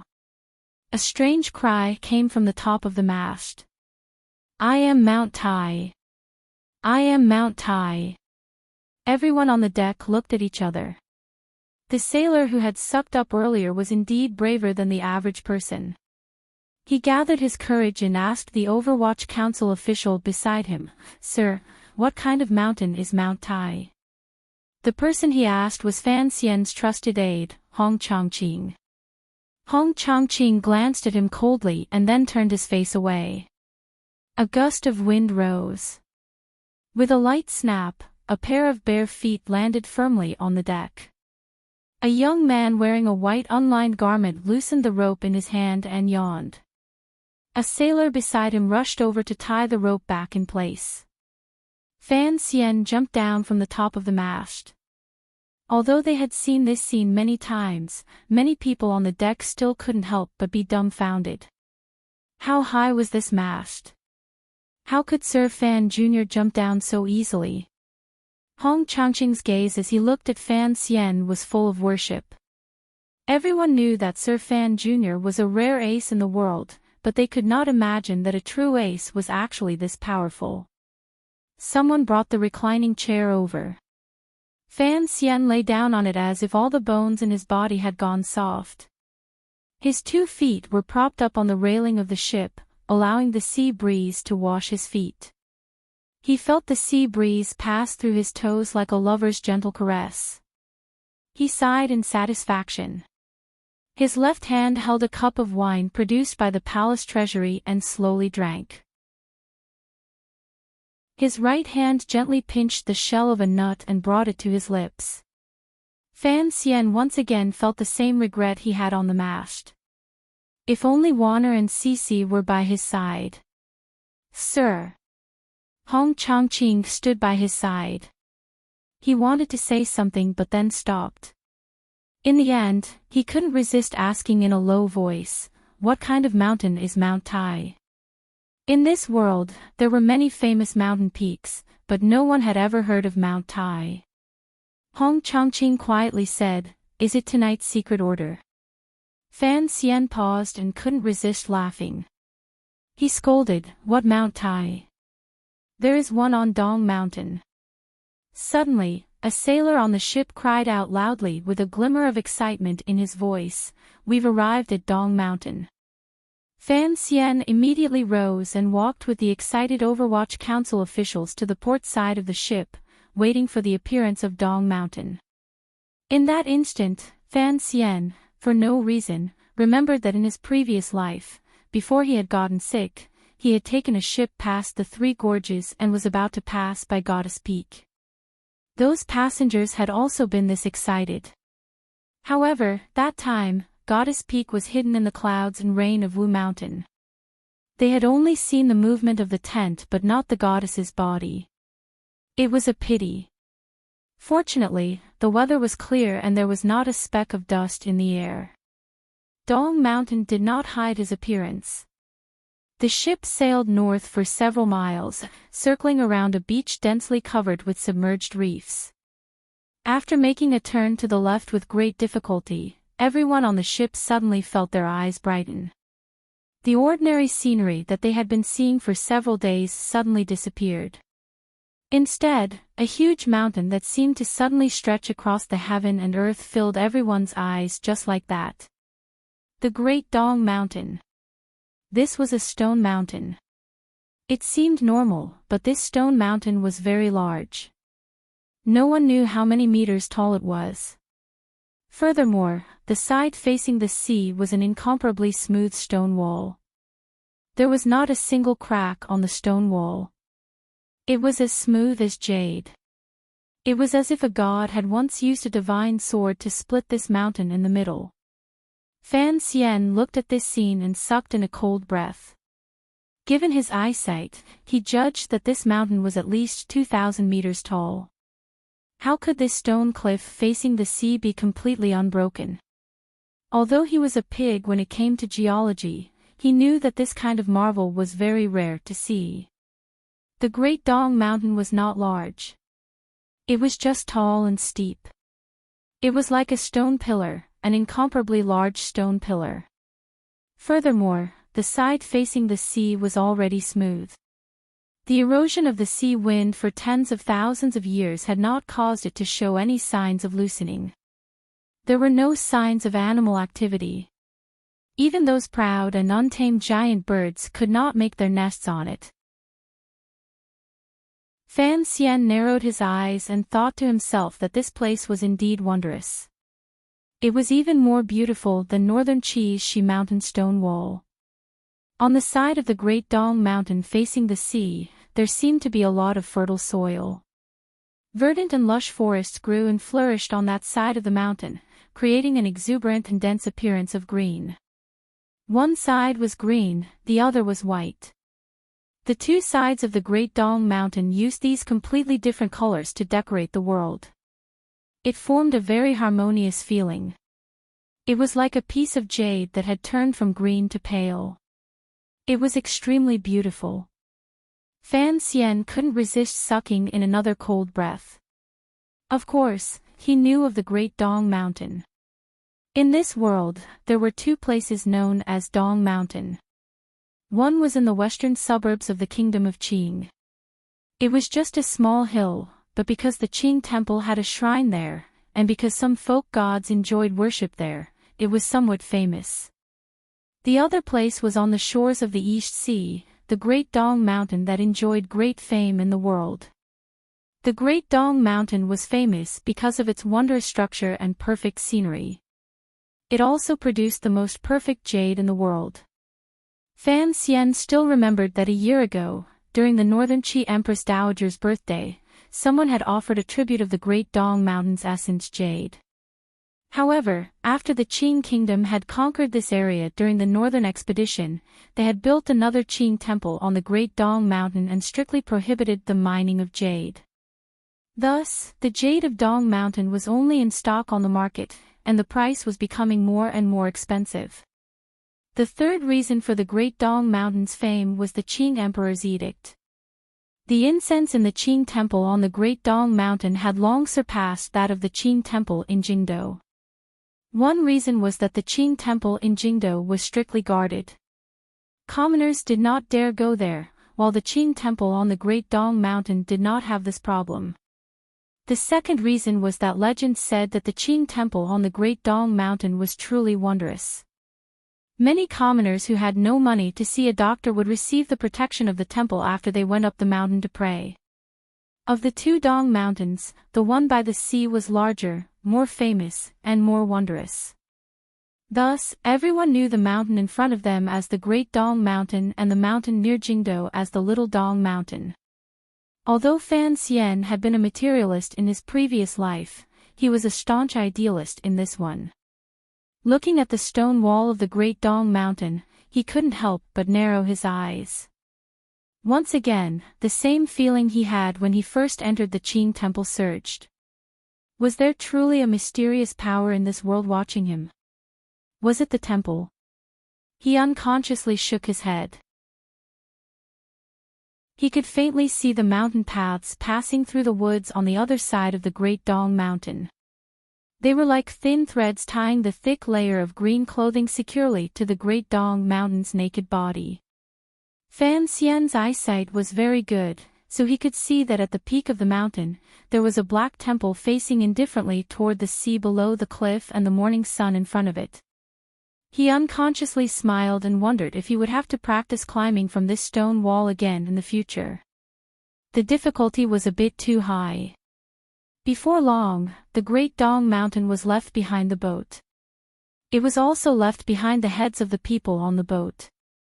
Other than a few words of praise, no one said anything else and returned to their respective posts. Hong Chongqing noticed that the imperial envoy seemed to be quieter than before. He just sat in the reclining chair in a daze. For a lively monkey to suddenly turn back into a thinking monkey, something must have happened.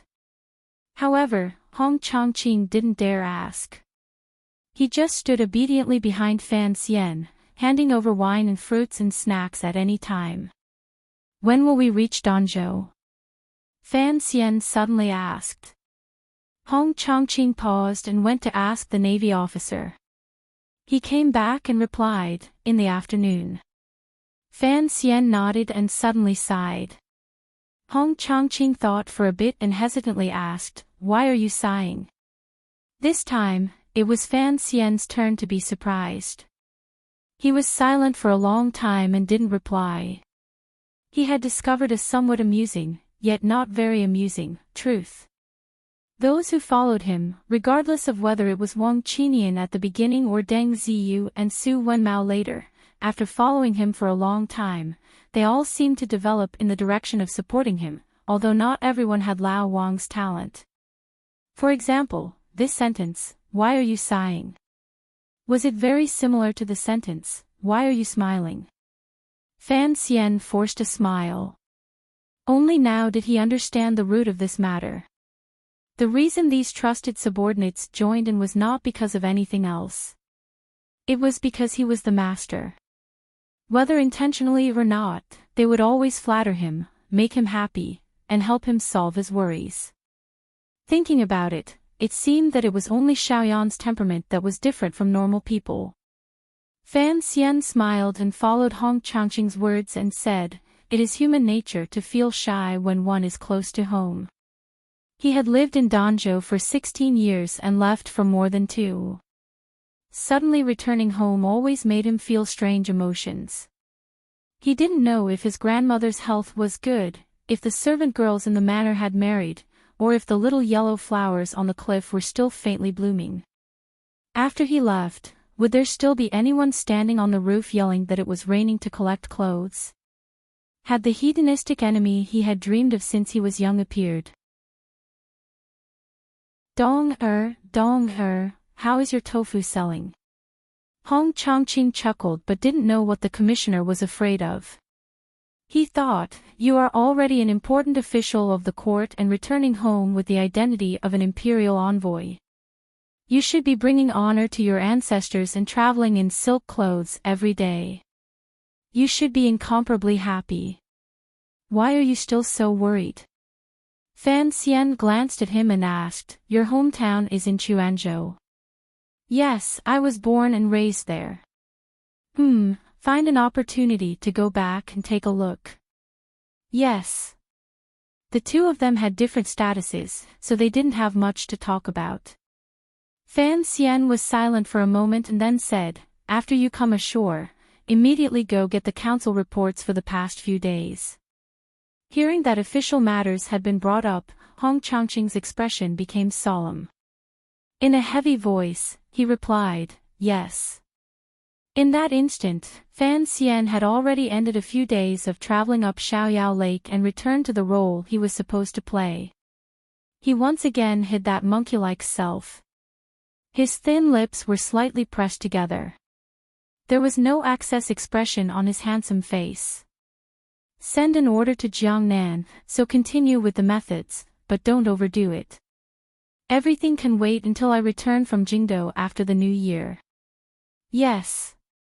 You stay by my side. Have the 7 people from Jiaozhou go to Jiangnan and help Deng Ziyu." "Yes." The 8 Overwatch Council officials who had revealed themselves in the Jiaozhou incident were all taken away by Fan Xian. Because the methods used to deal with the Jiaozhou incident were rather crude and the military had not been purged, Fan Xian did not want his subordinates to bear this kind of risk. The nephew of the old Qin family had already taken over the Jiaozhou navy. As for how to deal with the 1,000 or so soldiers who had participated in the incident and how to purge them without causing a large commotion, that was something the old Qin family needed to consider. Fan Xian did not need to worry about it anymore. He was only worried about his student, Ho Jichang. Concerning the matter of the Jiaozhou navy smuggling, Jichang had put in a great deal of effort. The problem was that Fan Xian still had to keep him in Jiaozhou. After the new year, when the court's order of commendation arrived, Jichang would certainly be promoted. Furthermore, Wu Gafei was in Jiaozhou. That clever person should know how to deal with it. As for Su Maokai, Fan Xian smiled slightly. Just let him continue to be buried. Perhaps one day he would be useful. Seeing that the commissioner had sunk back into deep thought, Hong Changqing did not dare disturb him. He waited quietly to the side. Fan Xian suddenly opened his mouth and asked, "Are you in a hurry to wipe out the Ming family?" Ever since Hong Changqing had survived on the little island, he had always sunk into nightmares of similar scenes. Suddenly hearing the commissioner speak of his deeply hidden thoughts, his expression became fearful. He knelt down and said, "I do not dare to disturb your plans." Fan Xian smiled slightly and said, "The Ming family, they won't be jumping around for much longer." Going to Jiangnan had taken a lot of time and effort. Although it looked like the Ming family was still struggling at death's door, Fan Xian knew that after paying such a large price, he had long put a rope around the Ming family, just like the one Ming Qingda had around his mother's neck. The old Ming matriarch was dead. That rope only needed to be tightened a bit. The Ming family was also dead. It just needed to be tightened when Fan Xian had the time. Ming Qingqing, the fourth master, Xiaoshang, the palace treasury. Fan Xian was very satisfied with his results. In the afternoon, the large ship circled a bay that looked like a silver beach. In the distance, they could see a not-so-busy harbor. Seagulls flew up and down around the harbor. Under the light of the setting sun in the distance, the surface of the sea rose and fell slightly like golden waves. Under the golden waves, there was a hidden flow of jade. It should be a school of fish. Hong Changqing looked at the seagulls and couldn't help but furrow his brows in disgust. Fan Xian stood up and looked at the officials at the harbor ready to welcome him. He looked at the black knights who had already arrived in Danzhou ahead of time and were ready to welcome him. He couldn't resist smiling. He had arrived in Danzhou. His life on the sea had ended. In this moment, Fan Xian felt a twofold nostalgia and a twofold sigh. To be continued. If you want to know what happened after, please log on to www.cmfu.com. More chapters. Support the author. Support original reading. Chapter 432. The boat with the white sail was slowly moving along the undulating curve of the bay. There was already a small boat coming from the direction of Danzhou harbor. The small boat moved very quickly. In a moment, it drew close to the large boat. The man on the boat made a hand signal, and the two boats slowly moved closer to each other. The rope ladder was lowered. An official with a head full of sweat panted as he climbed up. At this time, Fan Xian had already changed into normal clothes and was putting on shoes. He didn't have time to say anything. He nodded his head and indicated for the official to speak. The official wiped the sweat from his forehead and said in a trembling voice, "I am the Dianli of Danzhou. I have come to welcome the imperial envoy on his return to his hometown." Hearing these words, Fan Xian paused. Earlier, he hadn't noticed the official's robes. Hearing him say he was a Dianli, he couldn't help but be surprised. He was not a person who liked to be flattered, but he knew that the commissioner of the Overwatch Council, the imperial envoy, returning to his hometown, the local officials in Danzhou would certainly feel honored and would do everything they could to flatter him. Why had the Zhizhou not come, but a Dianli had come? He unconsciously glanced at the ant-like people on the dock in the distance and narrowed his eyes. Where is the Zhizhou? However, this unintentional sentence landed in the Danzhou Dianli's ears like a clap of thunder. He was given quite a fright. With a mournful face, he said, "Sir, received news of your arrival. At this time, he should be hurrying to the dock to welcome you." "Sir, don't blame him. It is truly. Sir did not know you would arrive so early." This string of "sir" confused Fan Xian. After thinking for a while, he finally understood that Danzhou had not expected his boat to arrive so quickly. He smiled and said, "What is there to blame? It is only a private return. There is no need for such a grand welcome." However, there was already a grand procession on the dock. Fan Xian's eyesight was startling. He could faintly see people hurriedly preparing to put up awnings. There were also officials hurrying in that direction. There were also many Danzhou commoners gathered there. The Danzhou Dianli felt slightly more at ease. He braced himself and raised his head slightly, sizing up this major figure who had not returned to Danzhou for 2 years. He had only been transferred to Danzhou after Fan Xian left, so he had heard many rumors about the strange young master in the Count's manor. In officialdom, he had also heard many of Sir Fan Jr.'s glorious achievements in Jingdou and under heaven. Thus, he had long been filled with curiosity toward this figure who had walked out of Danzhou. As expected, a heavenly figure. The Dianli was shocked by Fan Xian's appearance and immediately lowered his head to report the day's situation. It turned out that Lin Wanner, the princess, had brought the third prince and a group of people back to Danzhou. This had long startled the entire city. Ever since Danzhou's seaport business had declined, it had long become a small, secluded place. Although the emperor had reduced taxes year after year and the people were happy, who had seen such a large scene. This was a prince and princess. Everyone was guessing that since his wife and student had returned, Sir Fan Jr. would also return. Thus, they had long made preparations. However, they had not expected that Fan Xian would be handling matters in Jiaozhou. All of the officials and commoners did not know when Fan Xian would arrive, so they gradually relaxed. It was not until today that a group of completely black riders suddenly arrived outside the city. They passed through the city defenses and came directly to the docks to set up defenses. Only then did the commoners guess that Sir Fan Jr. would arrive today. Time was too tight, so only the Dianli, who had coincidentally heard of this matter, had rushed over. The Danzhou Zhizhou and other officials were probably still in their manors avoiding the summer heat. At this moment, they were hurriedly putting on their clothes and rushing over. The Danzhou Dianli was afraid that the government would not be able to set up in time and cause Fan Xian, this major figure, to become angry, so he had quickly come up on a small boat to ask for forgiveness. He carefully looked at Fan Xian's expression. Fan Xian suddenly opened his mouth and asked, "Is the old lady well?" The Dianli smiled flatteringly and said, "Her body is very healthy." The Zhizhou often comes into the manor to pay his respects. Fan Xian suddenly furrowed his brows. The Dianli's heart jumped. He thought that Fan Xian was beginning to express dissatisfaction with today's work.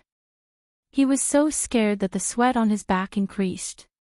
It was Hong Changqing beside Fan Xian who knew that he was suddenly confused and didn't know how to refer to his wife in front of this official. He smiled slightly and said in a quiet voice, "Is the mistress here?" Fan Xian let out a breath and nodded. Although the Dianli in front of him was a minor official, there was no reason for him to refer to Wanner as mistress, even though this Dianli would certainly be very willing to recognize Lin Wanner as his grandmother. "Madam is in the manor," the Dianli carefully said. "The old lady is also in the manor, the weather is hot today. I was afraid that the old lady would be worried about you and insist on coming to the docks to receive you, so I didn't dare report to the manor." Fan Xian nodded his head with satisfaction and patted the Dianli's shoulder with approval. He also had the same intentions, so he didn't have the Black Knight's report to the manor. He had even prepared to give the old lady and some people in the city a surprise. The Dianli was overwhelmed by the favor. "Have the people on the docks disperse," Fan Xian smiled and said. "Lend me your little boat. I'll go back myself in a bit." Since the old lady and Wanner had not come to the docks, he couldn't be bothered to interact with those officials and his fellow villagers in Danzhou.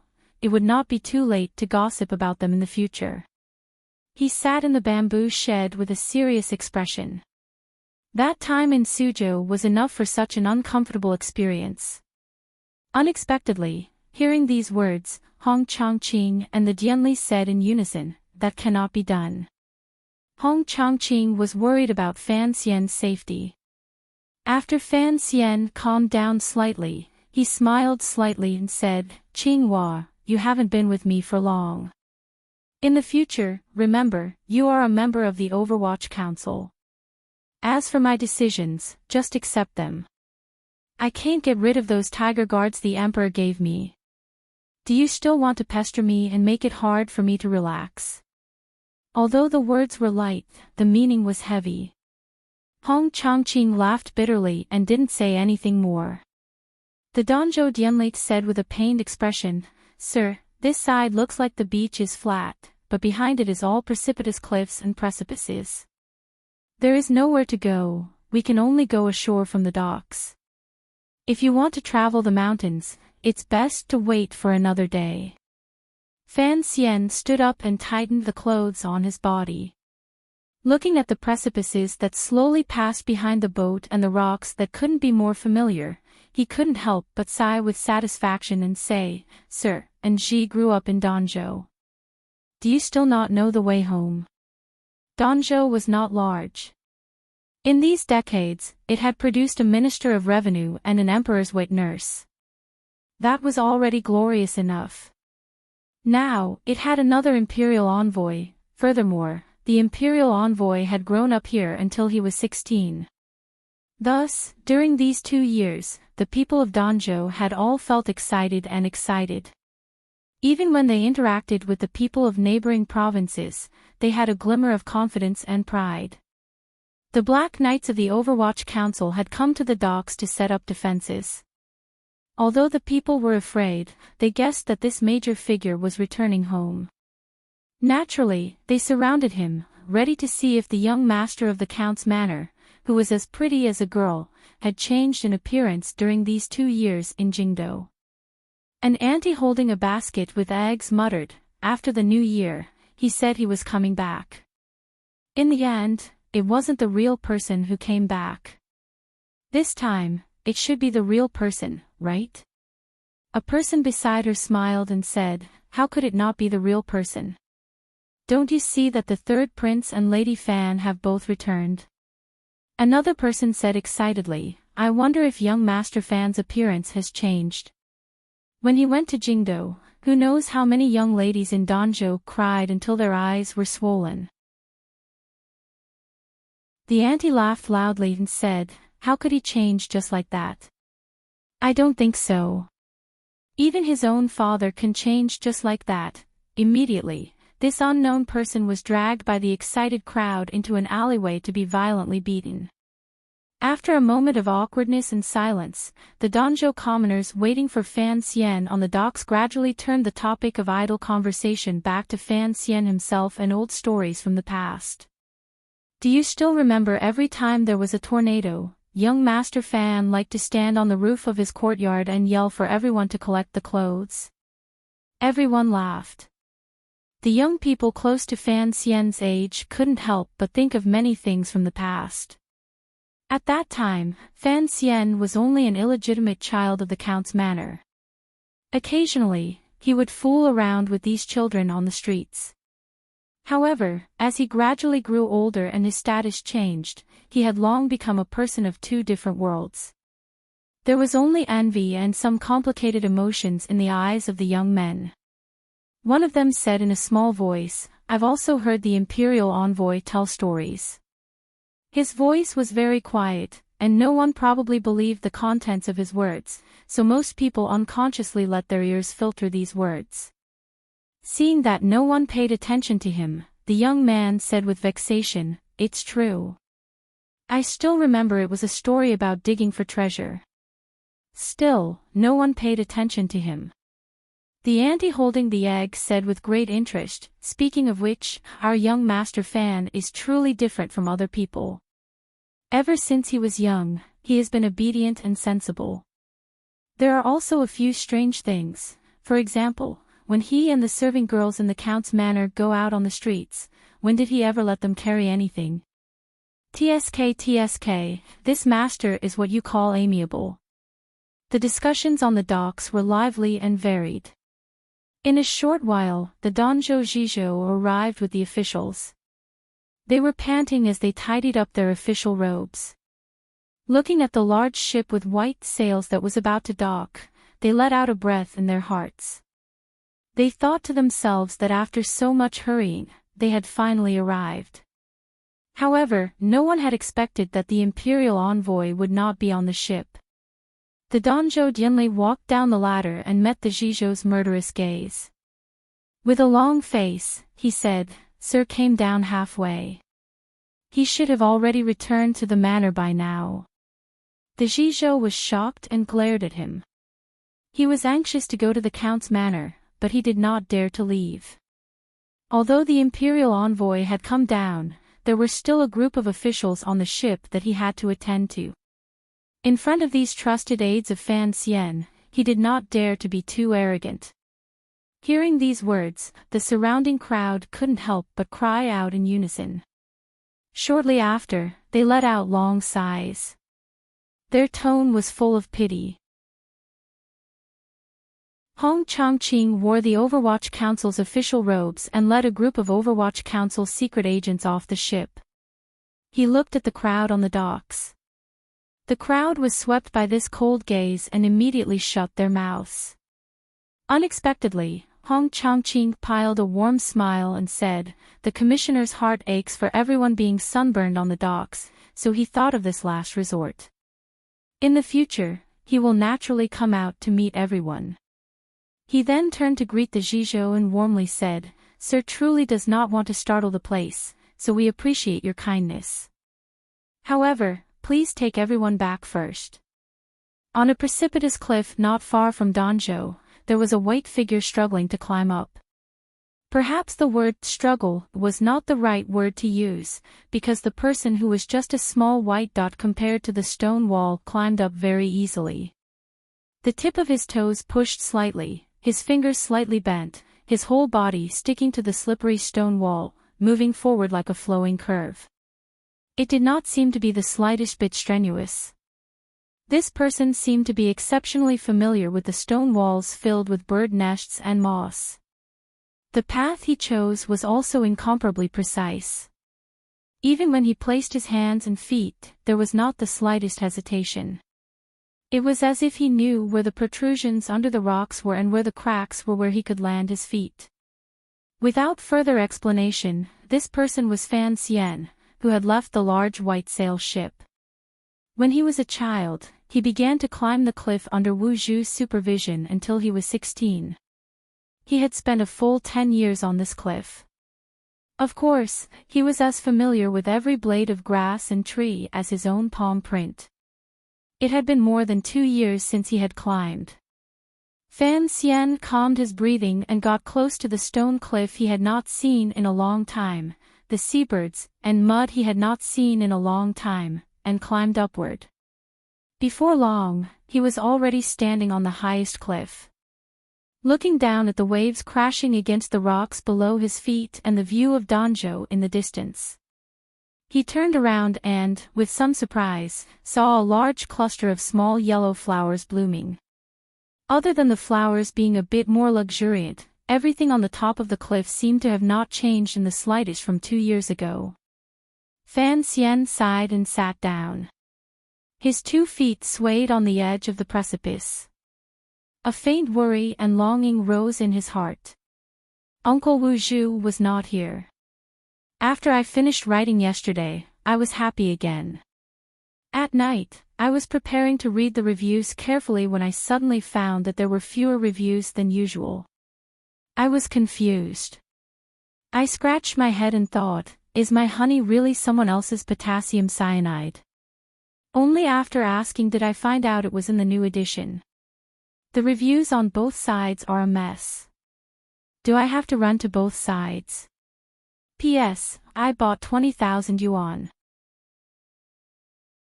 Where would I have the money to buy 20,000 shares? I don't care about being awesome.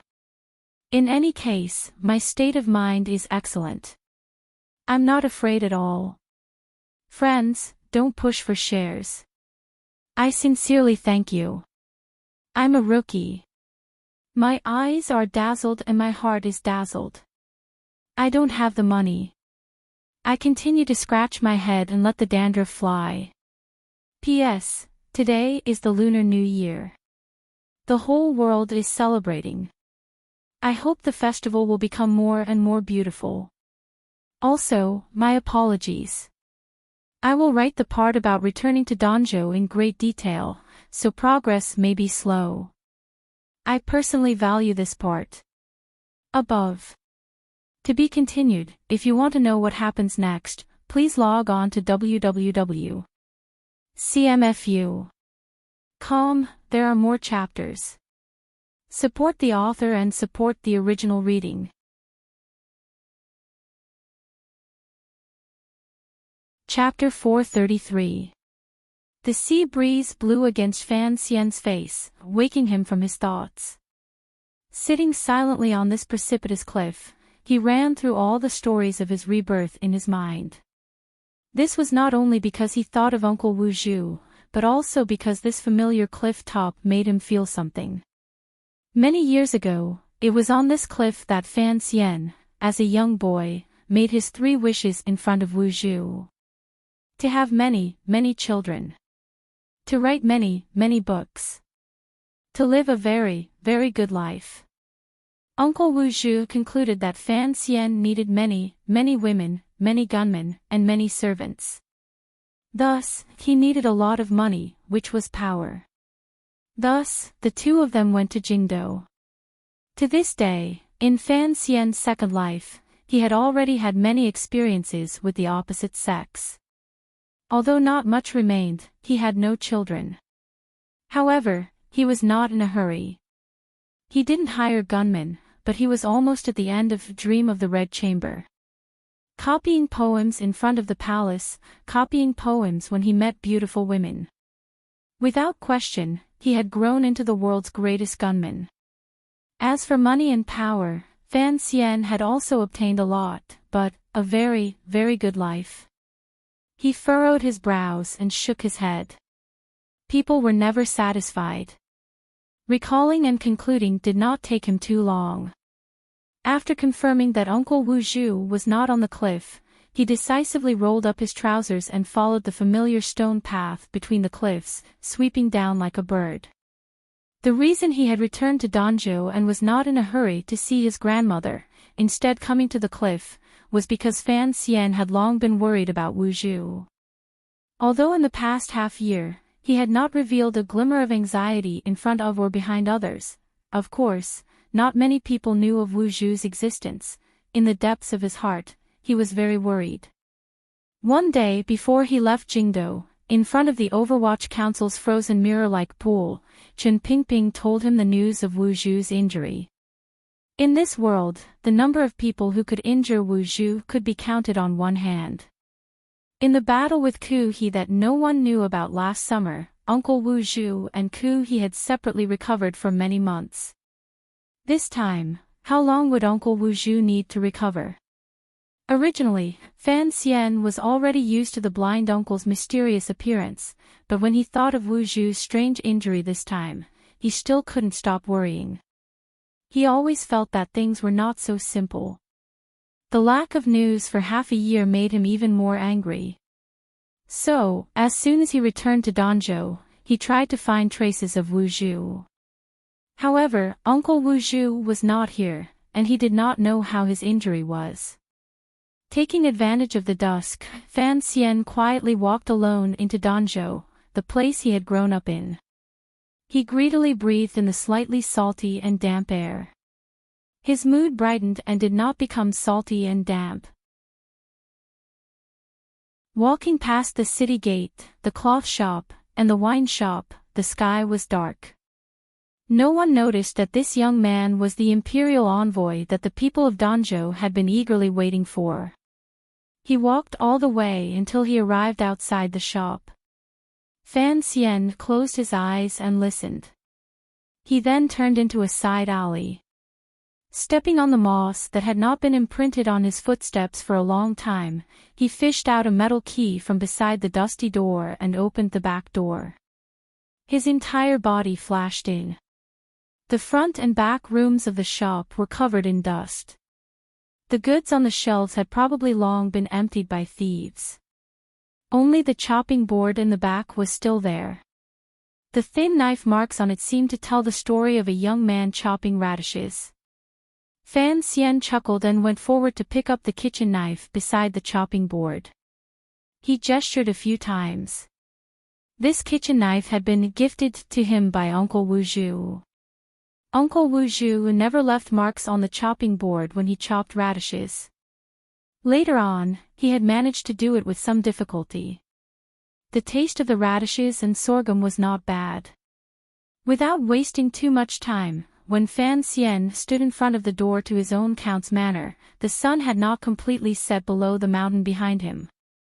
The warm light still shone inside and outside the incomparably lively count's manor. Today was a big day for the imperial envoy to visit his hometown and relatives, so the servants in the count's manor were all busy, excited, and proud. Everyone's faces were like the two large red lanterns hanging at the manor's entrance, glowing with red light and high-spirited. The officials in Danzhou begged for an audience but had no door. They had long been politely asked to leave. The people passing through the manor door were all the servants and housekeepers of the manor. Fan Xian stood with a smile at the door and looked at those familiar faces. He didn't know what he was thinking. There were a few unfamiliar faces that had probably only been summoned into the manor in recent years. "Young man, don't stand at the entrance." However, his tone was not very fierce. Under the care of the old ancestor, the count's manor had always been very strict. There were very few cases of bullying the good and suppressing the kind. Fan Xian smiled bitterly and opened his mouth. Before he had time to say anything, he heard a figure passing through the manor scream. "Ah!" The person who screamed was a young servant girl. Her face was flushed, and her eyes were shining as she stared at Fan Xian outside the door. She ran out in small steps, almost tripping over the high threshold. Fan Xian was so frightened that he hurriedly held her up. The little servant girl broke free of Fan Xian's hand like she had been electrocuted. Her hands twisted as she looked at Fan Xian. She was so excited that she couldn't speak. The housekeeper outside the door was curious. A few old people finally saw Fan Xian's appearance clearly in the dusky light and also let out a cry.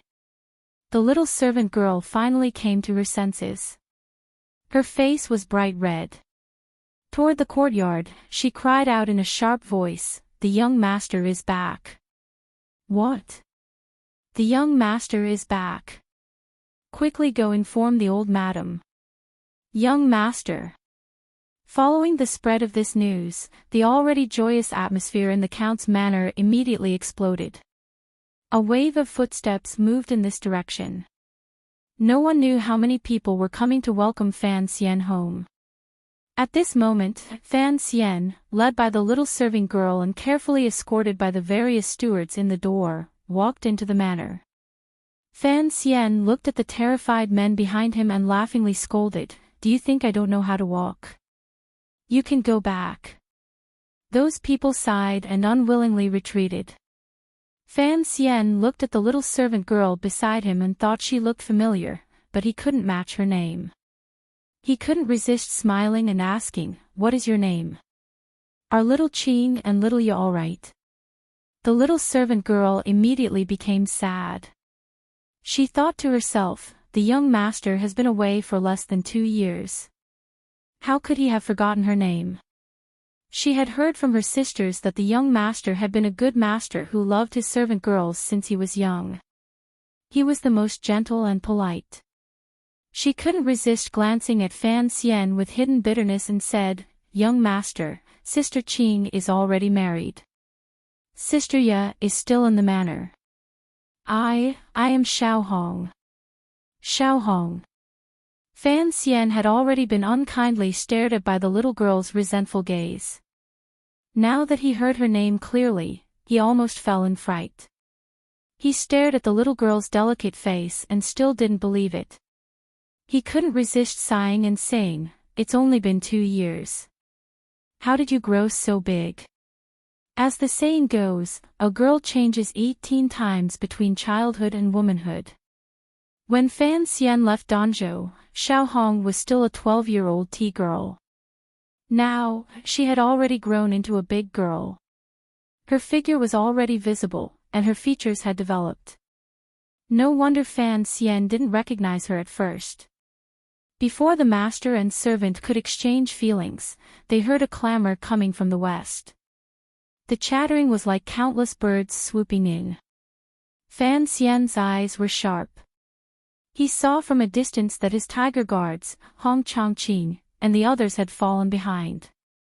From this, it could be seen how urgent the women lined up in front of the formation were. A wave of fragrance wafted over. The servant girls in the count's manor stopped not far in front of Fan Xian. They looked at Fan Xian with faces full of joy. They then respectfully bowed. Greetings to the young master. The servant girls' faces were mostly filled with joy and excitement. Occasionally, there was a trace of sadness from being separated for 2 years.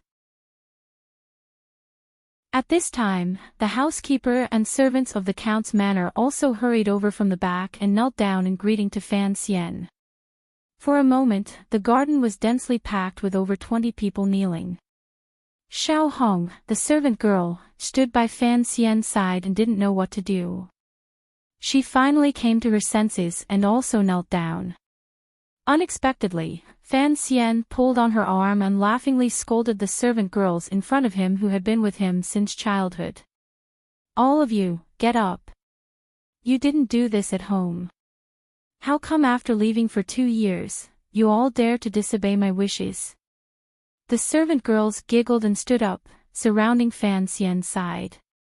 Some inquired about his well-being, some brought him tea and water, some held fans to fan him, and naturally, there were also some who took advantage of helping him tidy up his clothes to satisfy the emptiness of not being close to the most beautiful man in the world for 2 years. They all did things, and so on and so forth. Just like this, Fan Xian walked into the back garden with a crowd on his left and right. Fan Xian looked at the tiger guards and Hong Chongqing, who were waiting by the side of the road with strange expressions. He glared at them and thought to himself, I grew up amidst a pile of rouge, and I still find this kind of life comfortable. What are you men looking at? He had just entered the back garden when he heard a sentence. What a scandal! The servant girl supporting Fan Xian giggled and let go of his hands. Fan Xian, who had been reveling in the relaxed and happy life he hadn't had in a long time, shuddered. Piling the sincerest smile on his face, he looked up the steps. He saw a noble old woman looking at him coldly. Wanu was holding the old woman's left hand with a face full of smiles. The third prince was carefully holding the old woman's right hand. Cici was holding a large palm leaf umbrella and hiding behind the old woman. She looked at Fan Xian with a not quite there smile, as if telling him, it was over for him today. For an old woman to have this kind of status, she could only be the Qing emperor's wet nurse. She had brought up an emperor, a prince, a minister, and taught up a commissioner. She was the Danzhou ancestor and grandmother of the Fan family. Fan Xian looked at the old woman's kind and calm expression.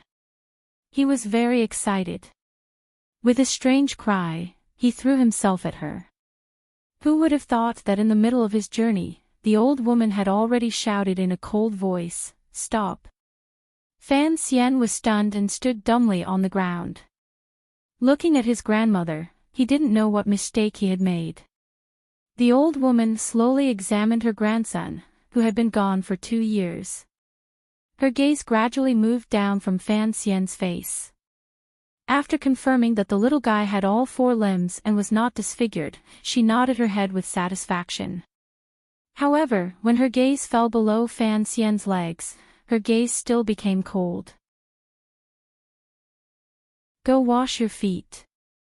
You're already so old, yet you don't care at all, the old woman scolded sternly. Fan Xian lowered his head and looked at his muddy feet. Only then did he remember that when he climbed the mountain, he had long thrown away his shoes.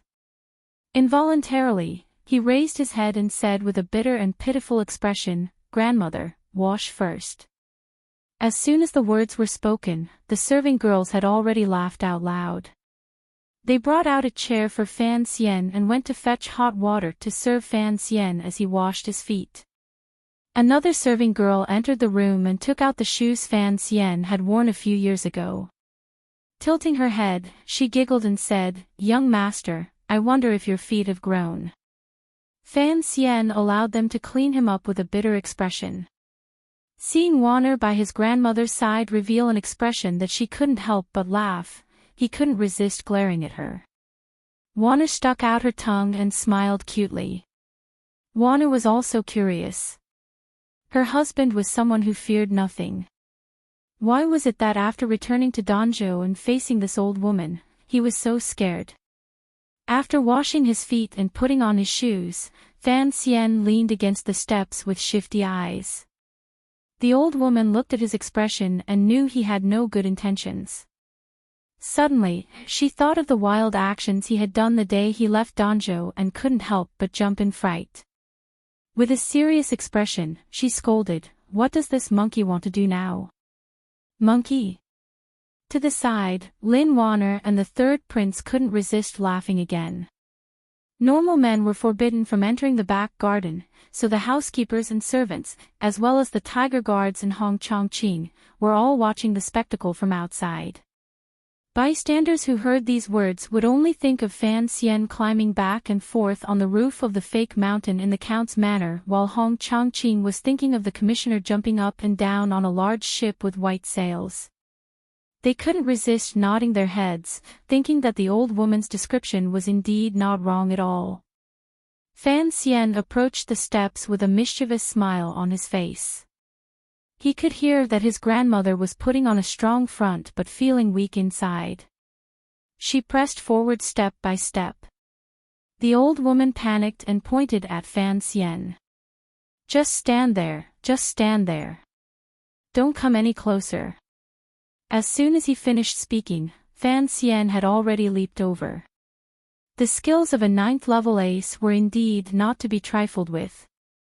He hugged the old woman and kissed her hard on the cheek.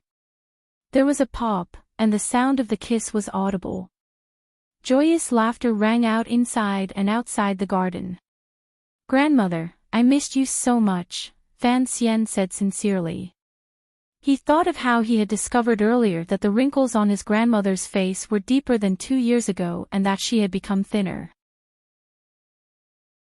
For some reason, a faint sense of sorrow welled up in his heart. He helped his grandmother into the room and had her sit in a chair. Only then did he kneel on the ground and formally bow again, giving 3 solid kowtows. "I heard you have a girl in Suzhou." After the grandmother and grandson spoke warmly for a while, the old woman suddenly changed the topic and caught Fan Xian off guard. Fan Xian raised his head in surprise and saw Warner's face full of confusion. Presumably, she also didn't understand why the old woman had suddenly said that. As for Cece, her face was even more innocent, indicating that she had not said anything to the old woman. To be continued. If you want to know what happened afterwards, please log on to www.cmfu.com. More chapters. Support the author. Support original reading.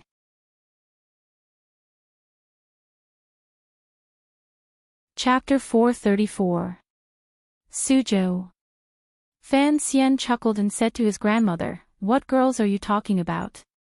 "If you're talking about girls, I built a Baoyue brothel in Suzhou. There are a lot of girls there." The old woman shook her head helplessly. "This is another matter. You can be an official, but you have to do this kind of romantic business. Aren't you afraid of losing face?" Fan Xian did not feel it was embarrassing. He smiled merrily and said, "That is the second prince's business. I am just looking after it on his behalf." After he finished speaking, he looked at the third prince, who was sitting next to the old madam. The third prince's little face suddenly showed a look of embarrassment. The Baoyue brothel in the beginning had something to do with this kid. The old woman sighed and said, "Don't keep changing the topic. You know who I'm asking about." Fan Xian fell silent. He knew that his grandmother was asking about Haitang. The matter between him and Haitang had spread throughout the world. His grandmother was not a pure old woman who did not pay attention to outside matters. Of course, she knew the story. However, this matter was problematic. Furthermore, in front of Warner, he really didn't know what to say. He raised his head and smiled warmly. Grandmother, don't listen to the rumors outside. Haitang is in Jiangnan and is only helping me handle some matters. The old woman did not believe it and said suspiciously, why would a northern Qi person always stay by your side? She is not an ordinary woman. Fan Xian was speechless. He secretly glanced at Warner and found that his wife's face was calm, but her little hands were gripping the corners of her sleeves. He couldn't resist laughing bitterly and facing his grandmother, he said, don't misunderstand. Is it a misunderstanding? The old woman looked at him with a not quite there smile. After all, there were still people in the hall, so it was not good for the old woman to speak directly. She only slowly said, there are some things that should be done openly. I don't like to be secretive. If it is open and above board, then bring her back to see. If you don't mean it that way, then be careful. After all, although she is not a Qing person, she is still a girl. How can her reputation be ruined by you so carelessly? Fan Xian smiled bitterly. Did you hear that? Said the old lady, staring at him. Fan Xian sighed and nodded. He thought to himself, this matter was not a matter of yes or no. His shamelessness had indeed been seen through by his grandmother at a glance. As for Haitang, Lang Tiao had already gone to Suzhou. Given Haitang's personality, she probably would not oppose her own sect. Once she returned to Northern Qi, it would be difficult to see her again. There was no need to go into detail about what would happen next. I said, Grandma. He said with a bitter face, I haven't been back for 2 years. Why are you scolding me as soon as we meet? Can't we talk about it later? The old lady snorted and said, you still know that you haven't come back for 2 years. She glared at Fan Xian, and the wrinkles on her face gradually smoothed out. Laughing, she scolded, you're in no hurry to go home after arriving in Danzhou. Where did you run off to earlier? You're already so old, yet you still don't know anything. Fan Xian realized that his grandmother was jealous. He laughed and said, I got off the boat halfway and went for a walk. Without waiting for his grandmother to speak, he threw her a glance first. The grandmother and granddaughter had lived together for 16 years. How could they not know each other's hidden thoughts? The old woman coughed lightly and said, it's getting late. Prepare to start the banquet. I still have some things to say to Nji. Finishing these words, she stood shakily and prepared to bow to the third prince in accordance with her duties. The old woman was the wet nurse of the royal family and could be considered a family servant. She paid particular attention to the hierarchy. Lin Wanner was Fan Xian's wife, so as a grandmother, she did not have to care. However, the third prince was living in the house, so she always maintained etiquette. However, her position was too unique.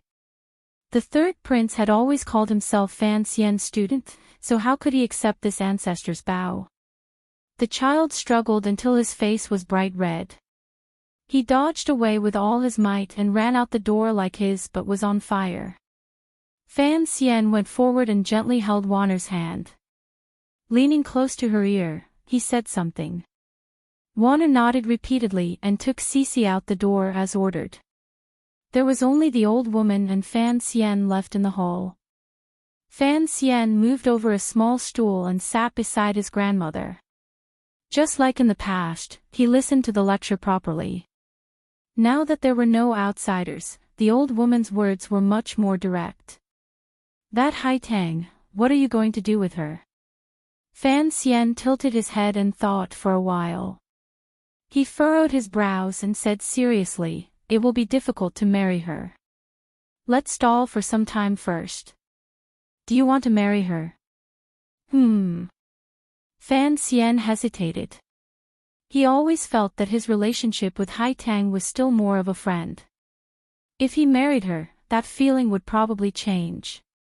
It depends on her. If she wants to marry, then I want to marry her. It's still the same old saying. After all, the Fan family is a large and influential family. How can we let her drift outside alone? The old woman coughed gently. Since you like her, you will have to marry her. Fan Xian forced a smile. He thought that this matter was not something the Fan family could decide on its own. However, since his grandmother had set the goal, he could only work hard to carry it out. He used his palm to gently pat his grandmother's back and quietly sent a sliver of Tianyi Dao's gentle Jinqi into her to help her adjust her body. He was pleased to find that his grandmother's body was not bad. Although she had aged a bit these 2 years, there were no signs of decline. However, even if she marries, there must be a hierarchy, the old woman suddenly said seriously. You can't mistreat Warner. Originally, I didn't like that girl Hai Tang. For her to be with you without a title or status, how is that appropriate? Fan Xian was speechless. He knew that he had been busy with official business and had indeed neglected his wife. Furthermore, Warner appeared calm on the surface, but in the depths of her heart, she was meticulous. To say something cliched, the higher Fan Xian's position was, the more he didn't want Warner to participate in conspiratorial affairs. It was unavoidable that Warner would lack a real sense of existence. This kind of feeling was probably not very comfortable. However, it could be seen that Warner was greatly liked by the old woman these days in Danzhou. Don't bring this matter up. The old woman gazed at the grandson at her knees and sighed. Gently stroking his cheek, she said, These years in Jingdou probably haven't been easy either. You know about those things, right? In reality, during the 16 years in Danzhou, Fan Xian and his grandmother had not been overly intimate with each other. Fan Xian knew that it was because his grandmother wanted to raise him into a cold and hard person. Only then would he be able to protect his life in Jingdou. When was the last time his grandmother had been so gentle? It seemed to be when he was still an infant and his grandmother had held him in the little building and cried silently. Fan Xian was slightly absent-minded. It was also because of that night that he knew that other than Uncle Wu Zhu, there was also his grandmother who treated him wholeheartedly. I know all about it. Fan Xian lowered his head. A moment later, he smiled and sighed. The problem of one's birth is always so hard to imagine. The old woman smiled slightly and said, It's all in the past. I think the emperor still loves you. Fan Xian was silent and didn't reply. His grandmother had raised the Qing emperor. Presumably, deep in her heart, she was proud of this fact. However, it was clear that his grandmother's words did not explain everything. At least, she did not explain what she said on that night 18 years ago. He slowly raised his head and looked at his grandmother's wrinkled face. In a quiet voice, he asked, Grandmother, my mother, how exactly did she die? The old woman paused as if she hadn't thought he would ask this question. After a moment of hesitation, she slowly said, Your father still hasn't told you. Fan Xian smiled weakly. Father has said it, but I still feel that it shouldn't be so simple. Your mother is an extraordinary person. The old woman lovingly patted his cheek. I believe the emperor has already avenged her. As for whether or not there are any enemies left behind, naturally, those boys will take care of it. Those boys were the ones who had fought every day in King Cheng's manor. Fan Xian smiled. It looked like his grandmother didn't know the details. Perhaps she didn't want to tell him her guesses. Speaking of which, it was true. For anyone else, he had already received enough compensation from the royal family. Then, why would he be so fixated on the story of the past? Was there a conclusion? Xija, what kind of child is he? The old woman suddenly asked. Fan Xian smiled shortly after. Only now did he remember that ever since his second son was born, he had always lived in Jingdo. He had never even seen his grandmother. He considered his words and slowly said, Xija, perhaps in the past he ran amok. Now that he is gradually getting older, he knows when to stop. Oh, tell me about it. It was clear that the old woman was interested in her only grandson. Fan Xian smiled and told her everything about his dealings with Xija after he entered the capital. He didn't even hide the Baoyue brothel incident. This part of the story made the old woman's expression heavy. Occasionally, she smiled. You are saying, these two children are running a brothel in Jingdo? The old woman sighed. She thought to herself that she was getting old. No matter what, she couldn't understand the thoughts of these children. But, the third prince is so young. So young yet so full of mischief. Thinking of that matter, Fan Xian was filled with anger. He huffed coldly. The third prince is not just a child. The old woman smiled. Xija is alone in the north. Is he doing well? There were often letters from northern Qi, so Fan Xian was well aware of his second brother's life in the north. He comforted her. Don't worry, I have people there to look after him. The old woman thought for a moment and then said worriedly, after all, it is a foreign country. If Haitang was still in northern Qi's Shangjing, perhaps it would be fine. But right now, there is no one in northern Qi you can trust. It was not convenient for Fan Xian to speak of his secret agreement with the northern Qi emperor. He thought for a moment and then said, Don't worry, grandmother. Isn't Ruoro also in Shangjing right now? She is Master Ku He's last disciple. The northern Qi court will have to give her some face. With her watching, Xija won't dare do anything when he does things. It was strange to say that Fan Xian had thought of a way to send his sister and brother to northern Qi these 2 years. Minister Fan vaguely guessed some of his intentions but did not expose them. The old woman clearly did not think of it there. She only smiled and said, Speaking of Ruoro, I wonder if her body is better. Much better, there's no more yellow hair on her head. Fan Xian's eyes suddenly turned and he said, Grandmother, come back with me to Jingdo this time. Father misses you very much. The old woman was silent for a moment. A moment later, she slowly shook her head. Fan Xian sighed. He didn't understand why grandmother always wanted to live in Danzhou. Ruoro is 17 or 18, the old woman said worriedly. She hasn't found a husband yet. You broke up her marriage to Hongqing, then you have to keep an eye out for people with good character, good family backgrounds, and trustworthy families.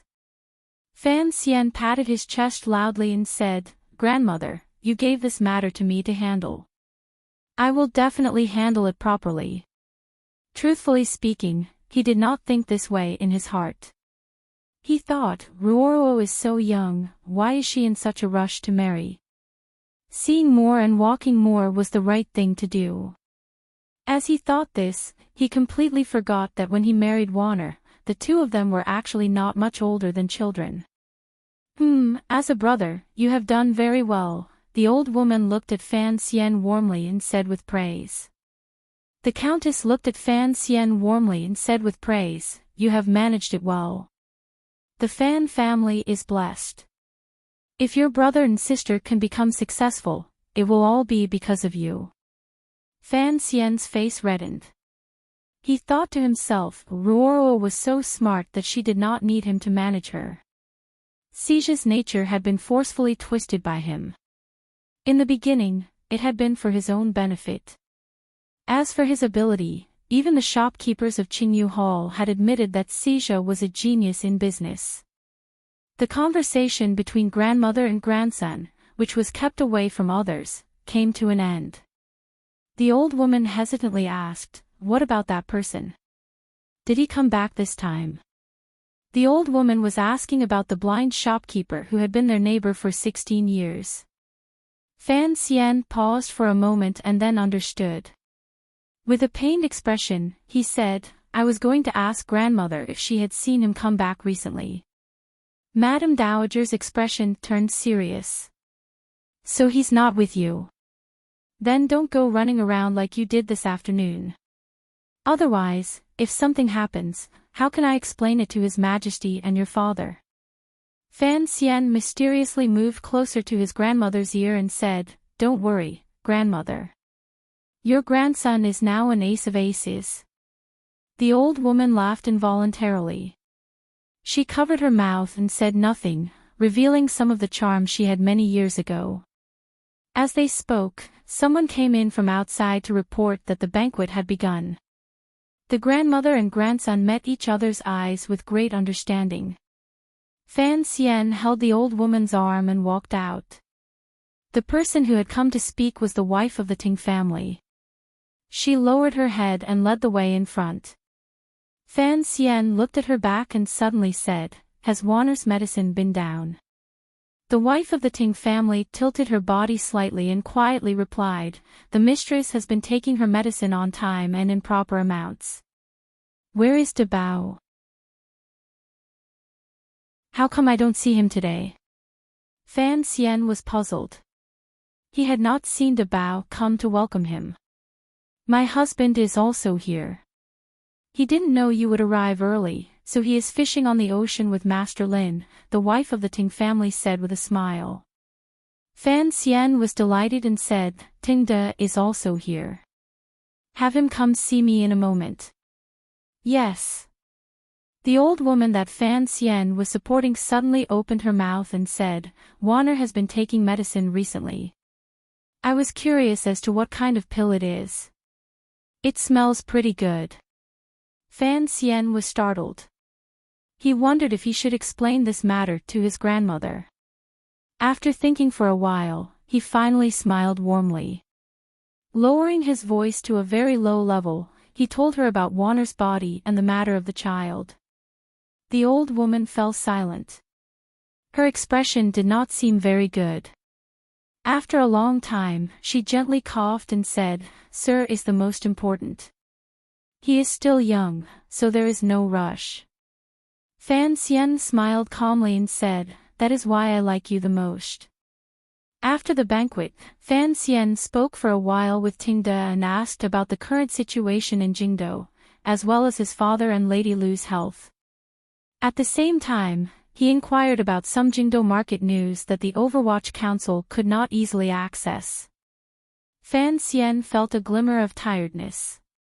After dissuading everyone and greeting his grandmother, he took Warner back to the bedroom. This bedroom still retained the same appearance as it was a few years ago.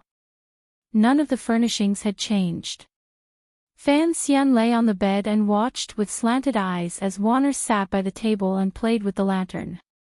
He listened to Cece prepare hot water outside the compartment.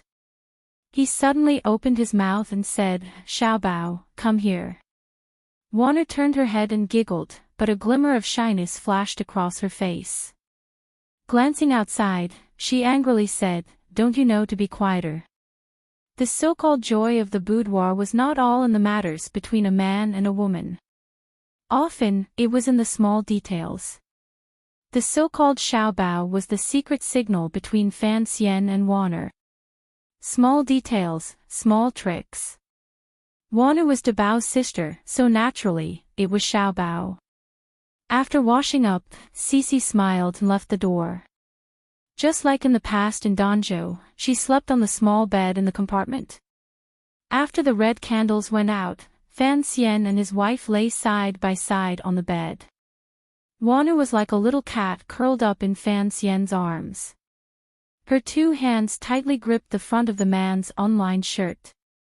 She gripped it a bit tightly as if she was afraid someone would run away. "I've been lying on this bed for 16 years. Fan Xian opened his bright eyes in the darkness. "Ever since I was a child, I've always liked to sleep. When I take afternoon naps, I never need the serving girls to coax me. I just sleep like this. Wonu made a sound of acknowledgement and looked at him. Fan Xian lowered his head and gently kissed her plump lips. Indistinctly, he said, but I always feel like I haven't woken up yet. How did I marry such a good wife like you? Am I dreaming? Lin Wanner closed her teeth and bit him hard. Staring at him fiercely, she said, say what you want to say. It's 2F king hard to write. I'm going to fail. If you want to know what happens next, please log on to www.cmfu.com. There are more chapters. Support the author. Support the original reading.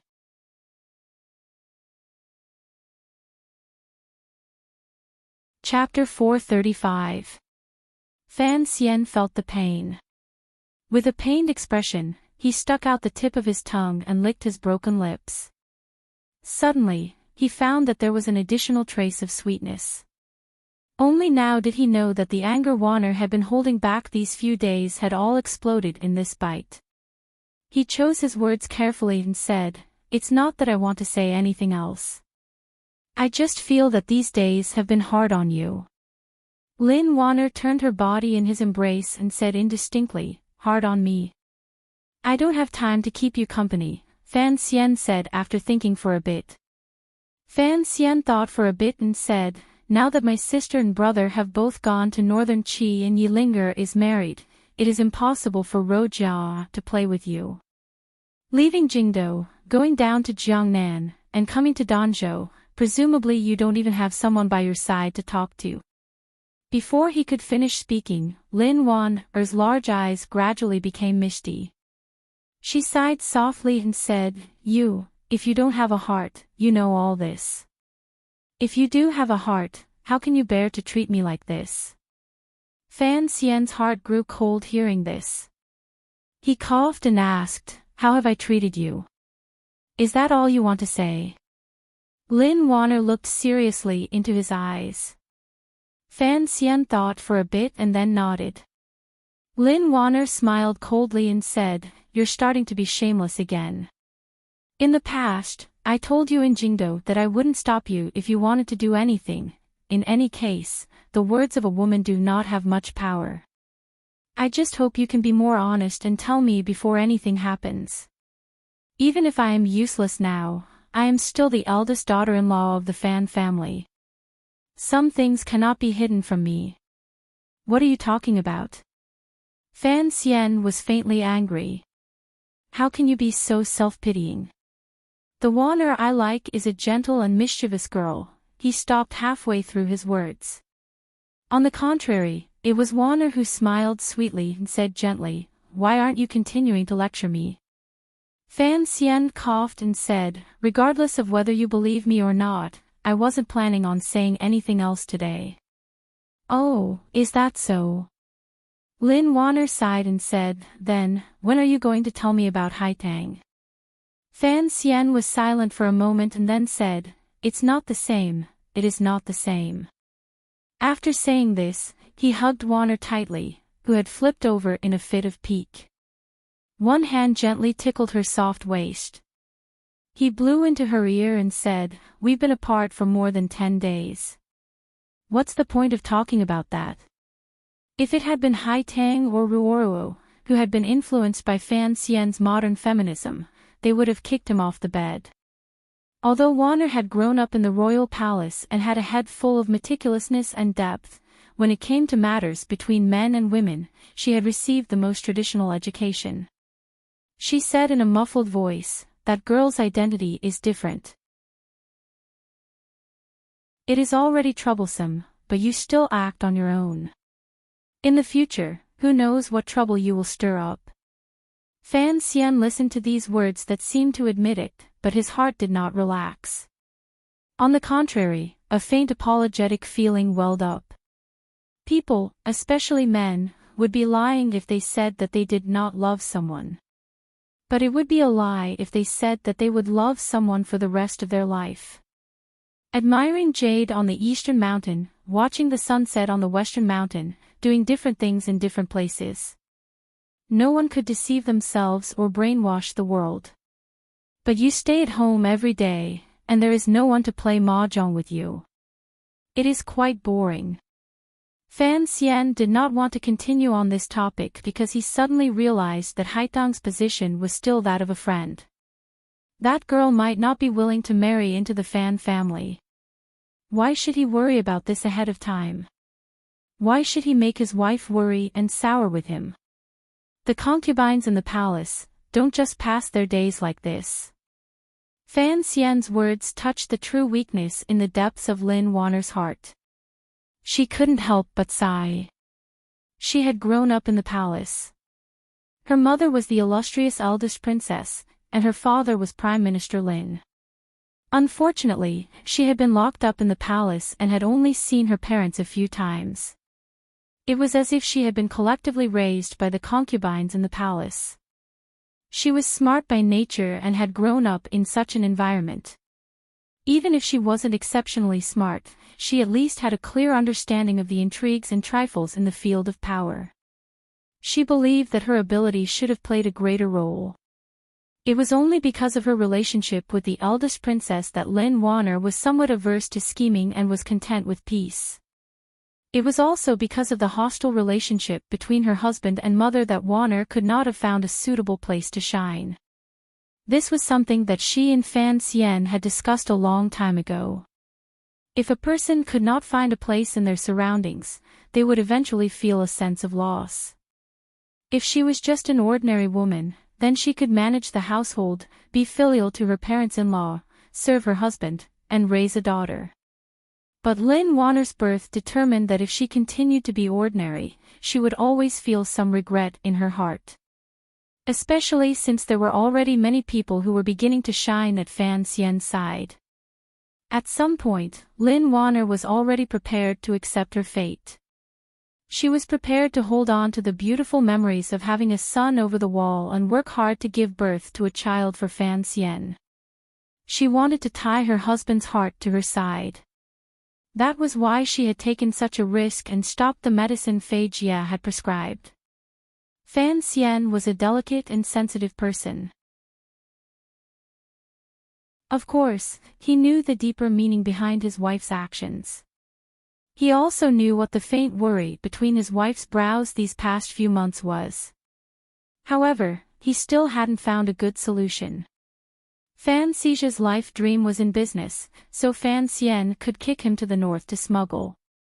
Ruoro's life dream had been influenced by Fan Xian, so Fan Xian could use any method to send her under Ku He's tutelage to travel thousands of li and see different people. But Wanner, her identity was different. She was his wife. Her life dream, or, to put it more crudely, what path should she seek to realize her value? The spring examination case, as well as some matters before and after, all made Fan Xian understand that Wanner's strength was actually in the palace. In terms of planning, she could indeed help him a great deal. But the problem was, at present, he and Xinyang were like fire and water. How could he let Wanner be caught in the middle? Fan Xian sighed and said, "If there really comes a day when weapons are used against each other, I really don't know what to do." Such undisguised words were something the husband and wife rarely touched on. They had always avoided this matter. Lin Wanner was silent for a long time and then said, "You know, I don't have much affection for my mother, but, after all, she is my mother." "I understand." Fan Xian pressed his nose against her hair and took a deep breath. "Believe me, at least I won't make you sad." Would anyone believe these words? Fan Xian suddenly opened his mouth and smiled slightly.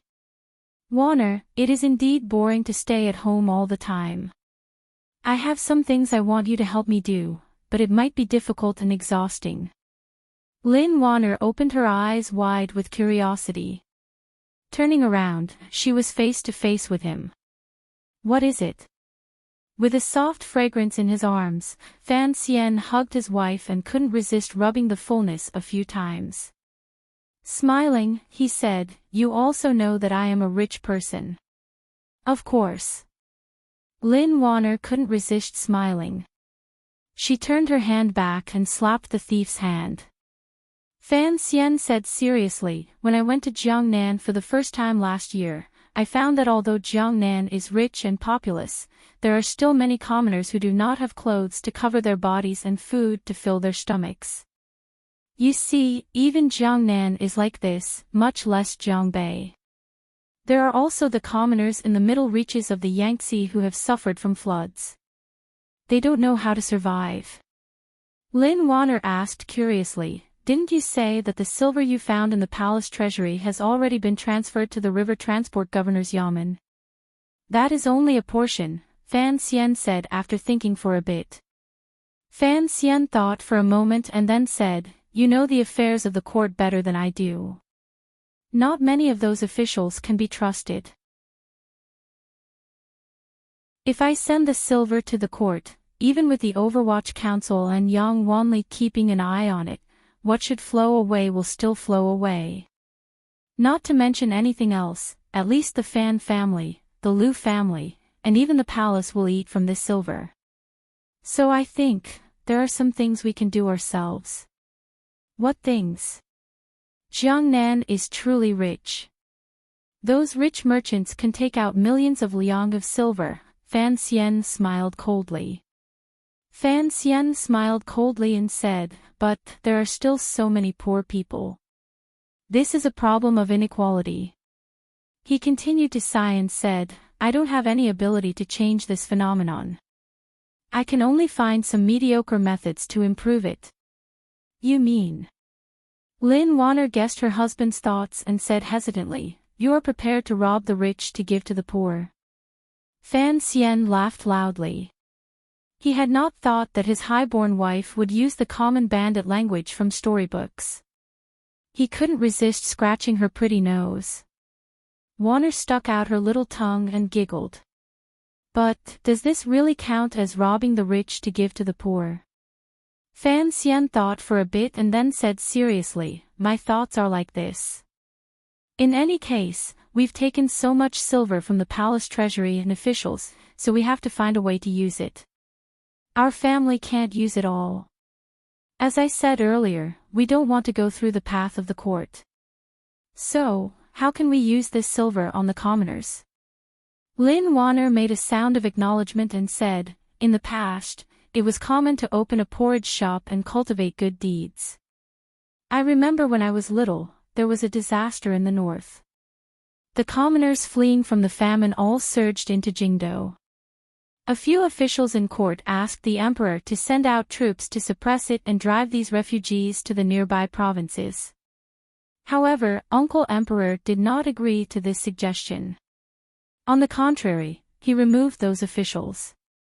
At the same time, he opened the royal granaries.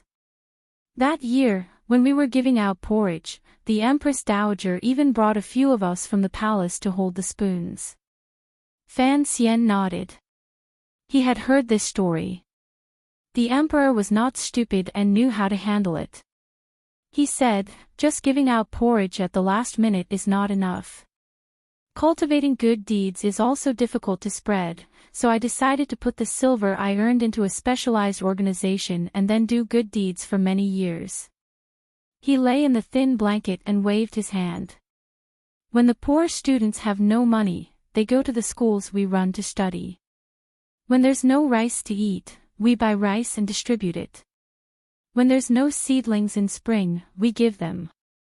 In short, we will do whatever the court has not thought of doing." Lin Warner looked at his confident expression and also became excited.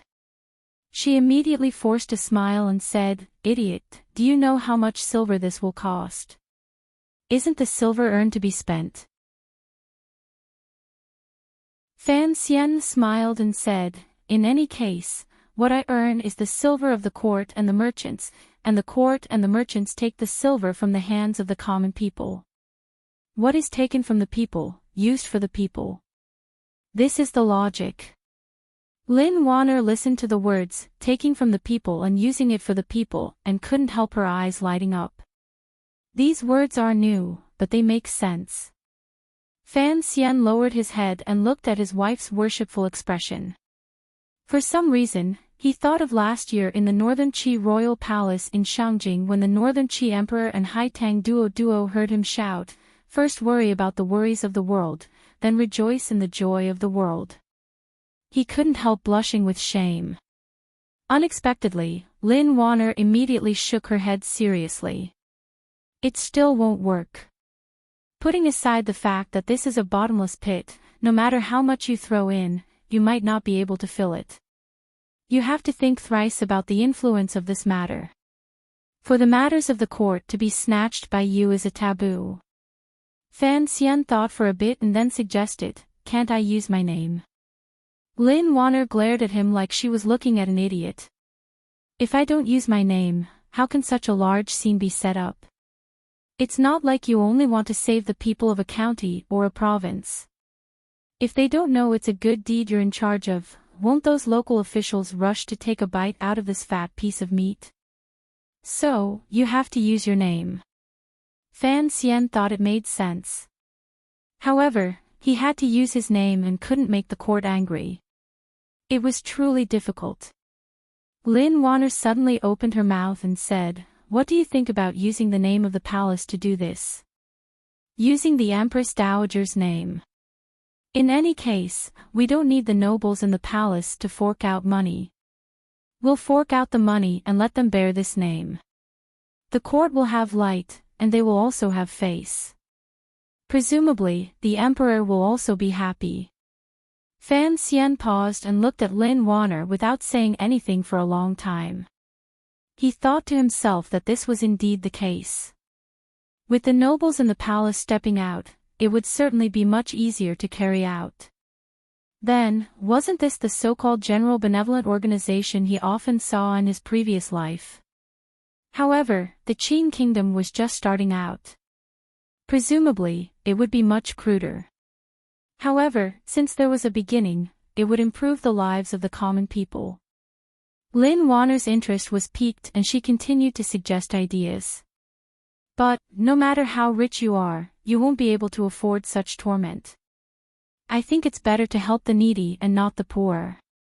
The true focus should still be on reading and disaster relief. The daily things to do." Halfway through her words, she stopped. Fan Xian also stopped. The two of them looked at each other and then laughed at the same time. There was a glimmer of embarrassment and self-mockery in their laughter. Just what should be done to make the people of the Qin kingdom and even the world live better? This pair of husband and wife were both born with golden spoons in their mouths. How could they know the details? It was just a general discussion. If they really wanted to talk about the specifics, they would only go around in circles on reading and serving porridge. After laughing for a while, Fan Xian said seriously, "We still have to do it. There will always be people who understand these things. Yang Wanli was born poor. Once the matter of the dike has calmed down, we'll summon him to the capital to talk about it." The reforms of his previous life flashed through his mind. Although the Qing Miao and the like looked bright and fresh, Fan Xian knew he did not have the power to change the general situation. He thought to himself that he could only go so and patch things up. Although it was trivial and couldn't change much, it could at least make the lives of the common people a little better. Even if it was just a little, this matter could still be done. In any case, Fan Xian didn't need to worry about it. He only needed to spend some money. "I'll leave this matter to you." Fan Xian looked at Wanner with a smile. Wanner was startled and said, "How can you leave such an important matter to me?" "If you do it, I'm at ease," Fan Xian said with a smile. "Besides, if we want to get the nobles and ladies in the palace to buy shares, if you don't show up, how can it be done? If the women do it, the risk will be less than if I show up. Don't say you're not willing to do it." Willing. Hearing this, Lin Wanner was endlessly excited. It wasn't easy to have something to do. How could she miss this opportunity? The husband and wife said a few more words and prepared to do it after some time. During this time, Fan Xian couldn't help but say a few beautiful things like, "It is better to teach a man to fish than to teach a man to fish," which shook Warner again and again. The couple talked non-stop and, on the contrary, lost their desire to sleep. "How long have you been preparing for this?" Lin Warner buried her head in his chest and asked in a humming voice. Fan Xian let the cat out of the bag. "Almost half a year." Lin Warner looked at Fan Xian's pretty face and felt a glimmer of warmth in the depths of her heart. She knew that the majority of the reason Fan Xian was doing this was for her. In reality, in Fan Xian's view, he was doing this completely for Warner. However, the husband and wife on the bed had not expected that such an organization that had appeared in the world with a flash of inspiration, because Fan Xian controlled too many resources and relied on Warner's ability, had gradually deviated from their initial ideas and gradually evolved into an organization no one could have predicted. For the world and Fan Xian himself, it had brought many benefits. "Don't put all this silver in one place," Lin Warner blinked her long eyelashes and said seriously. "Although I don't know anything about economics, from what you and Xia have done, I can understand that money can make money." Fan Xian nodded. Naturally, he would not make it hard for himself in doing these things. The second prince was earning money in the north, and Shi Chanli and Sang Wen were in the flesh business in the south. After the large sum of money house property came in, it would become a source of living water. Seeing that Warner had recovered her bright temperament and knew that she was starting to get excited after having something to do, Fan Xian was also very happy in his heart. The matter he had thought about for so long had finally had the desired effect. What made him most happy was that with this interruption, perhaps those family matters would fade away. Unexpectedly, things did not always go as one wished. Lin Warner bit her lip and said, "But you still haven't answered me about the matter we talked about earlier." Fan Xian chuckled and pulled her into his embrace affectionately. Vaguely, he said, "Don't worry, there won't be anything like this again." It was still that old saying, who could believe a man's words? As expected, Lin Warner did not believe it. She used her eyes to glance outside and quietly said, "Although Cici has entered the family, without a ceremony, it will be unfair to her. I've already talked to grandmother. In a few days, we'll have to do it." Fan Xian smiled and said, "Do whatever you want. In any case, she grew up with me, so she probably doesn't care about this." The voices of husband and wife were very quiet. At this moment, the sound of Cici coughing came from the little bed in the outer room. The coughing was full of embarrassment and anger. Lin Warner gazed at Fan Xian and giggled. "Did you hear that? Who said I don't care?" Fan Xian awkwardly slapped her bottom and said, "Usually, this girl sleeps like a pig. Why did she wake up so suddenly today?" Speaking of sleeping like a pig, Lin Warner immediately thought of Siki, who had followed her into the Fan Manor. She was also her personal serving girl. Back then, in the courtyard, she had been charmed by Fan Xian every day. Even if she had not done much, she had worked hard. She furrowed her brows and said, "What about Siki?"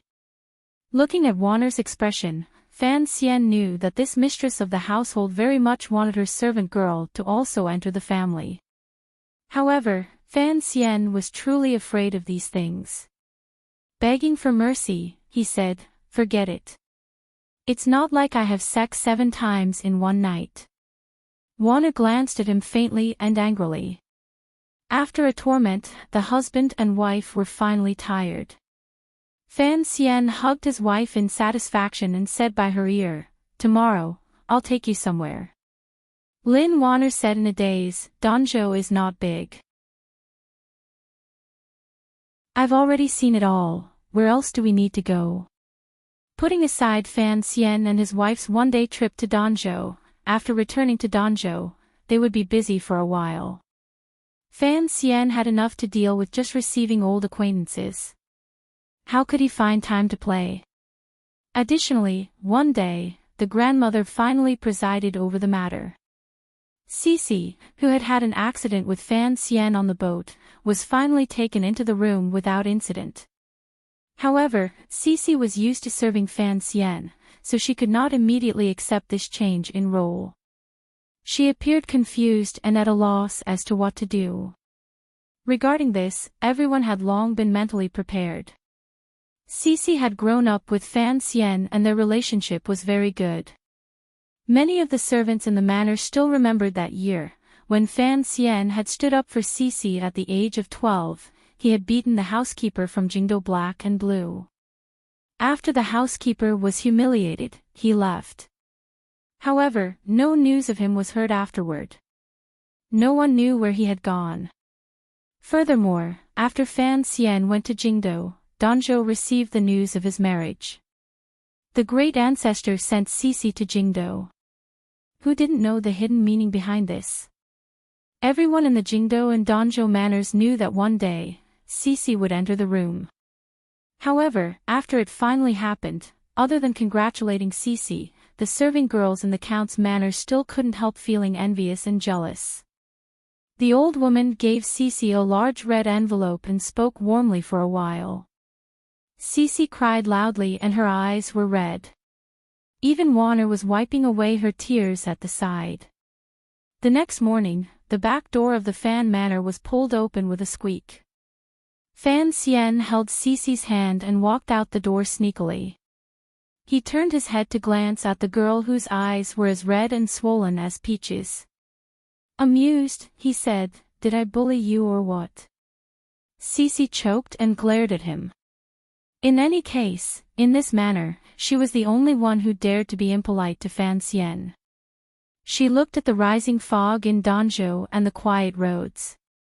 Unable to resist, she asked curiously, "Young master, where are we going?" Look, she still couldn't change the way she addressed him. Fan Xian held her hand and felt that it was indeed a bit exciting. It was like a clandestine affair.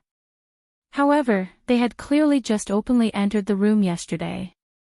From this, it could be seen that men were indeed a very despicable animal.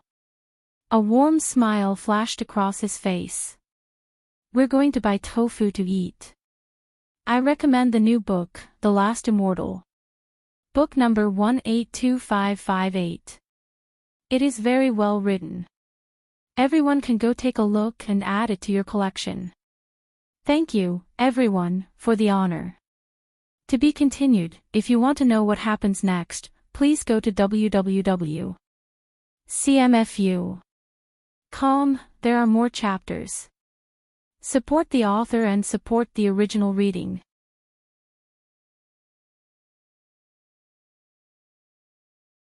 Chapter 436. Early in the morning, Danzhou was quiet. Particularly in the area of the Count's manor, there was no extra sound. Danzhou was not large. Living in the city, one could faintly hear the crowing of chickens in the villages outside the city, but the barking of dogs was nothing. If one listened carefully, they might even be able to hear who was emptying the toilet bowl, who was boiling water for breakfast, and the people in the distant market had already woken up long ago, using fresh vegetables and meat to seduce the women who had woken up early in the morning to cook. On a summer morning, the air was fresh. Fan Xian and Cece walked along the quiet streets of the city and came to the side of the familiar market. He sniffed the thickening smell in the air and shook his head in satisfaction. "I haven't come to a place like this much in the past 2 years. Cece glanced at him from the side and thought, as an imperial envoy, he would never have the chance to buy vegetables again. Fan Xian quietly said, "Do you still remember when we were in Danzhou, we often came to the market to buy things?" Cece nodded and smiled. Young master has always wandered around the city with the older sisters since he was young and even helped them carry things. In the beginning, you scared many people. I heard about it when I entered the manor, and I also thought you were a strange person. Do you still think I'm strange? Fan Xian smiled in response and walked into the market first. When he passed by a two-story building, he unconsciously stopped his steps and turned his body to stare at it.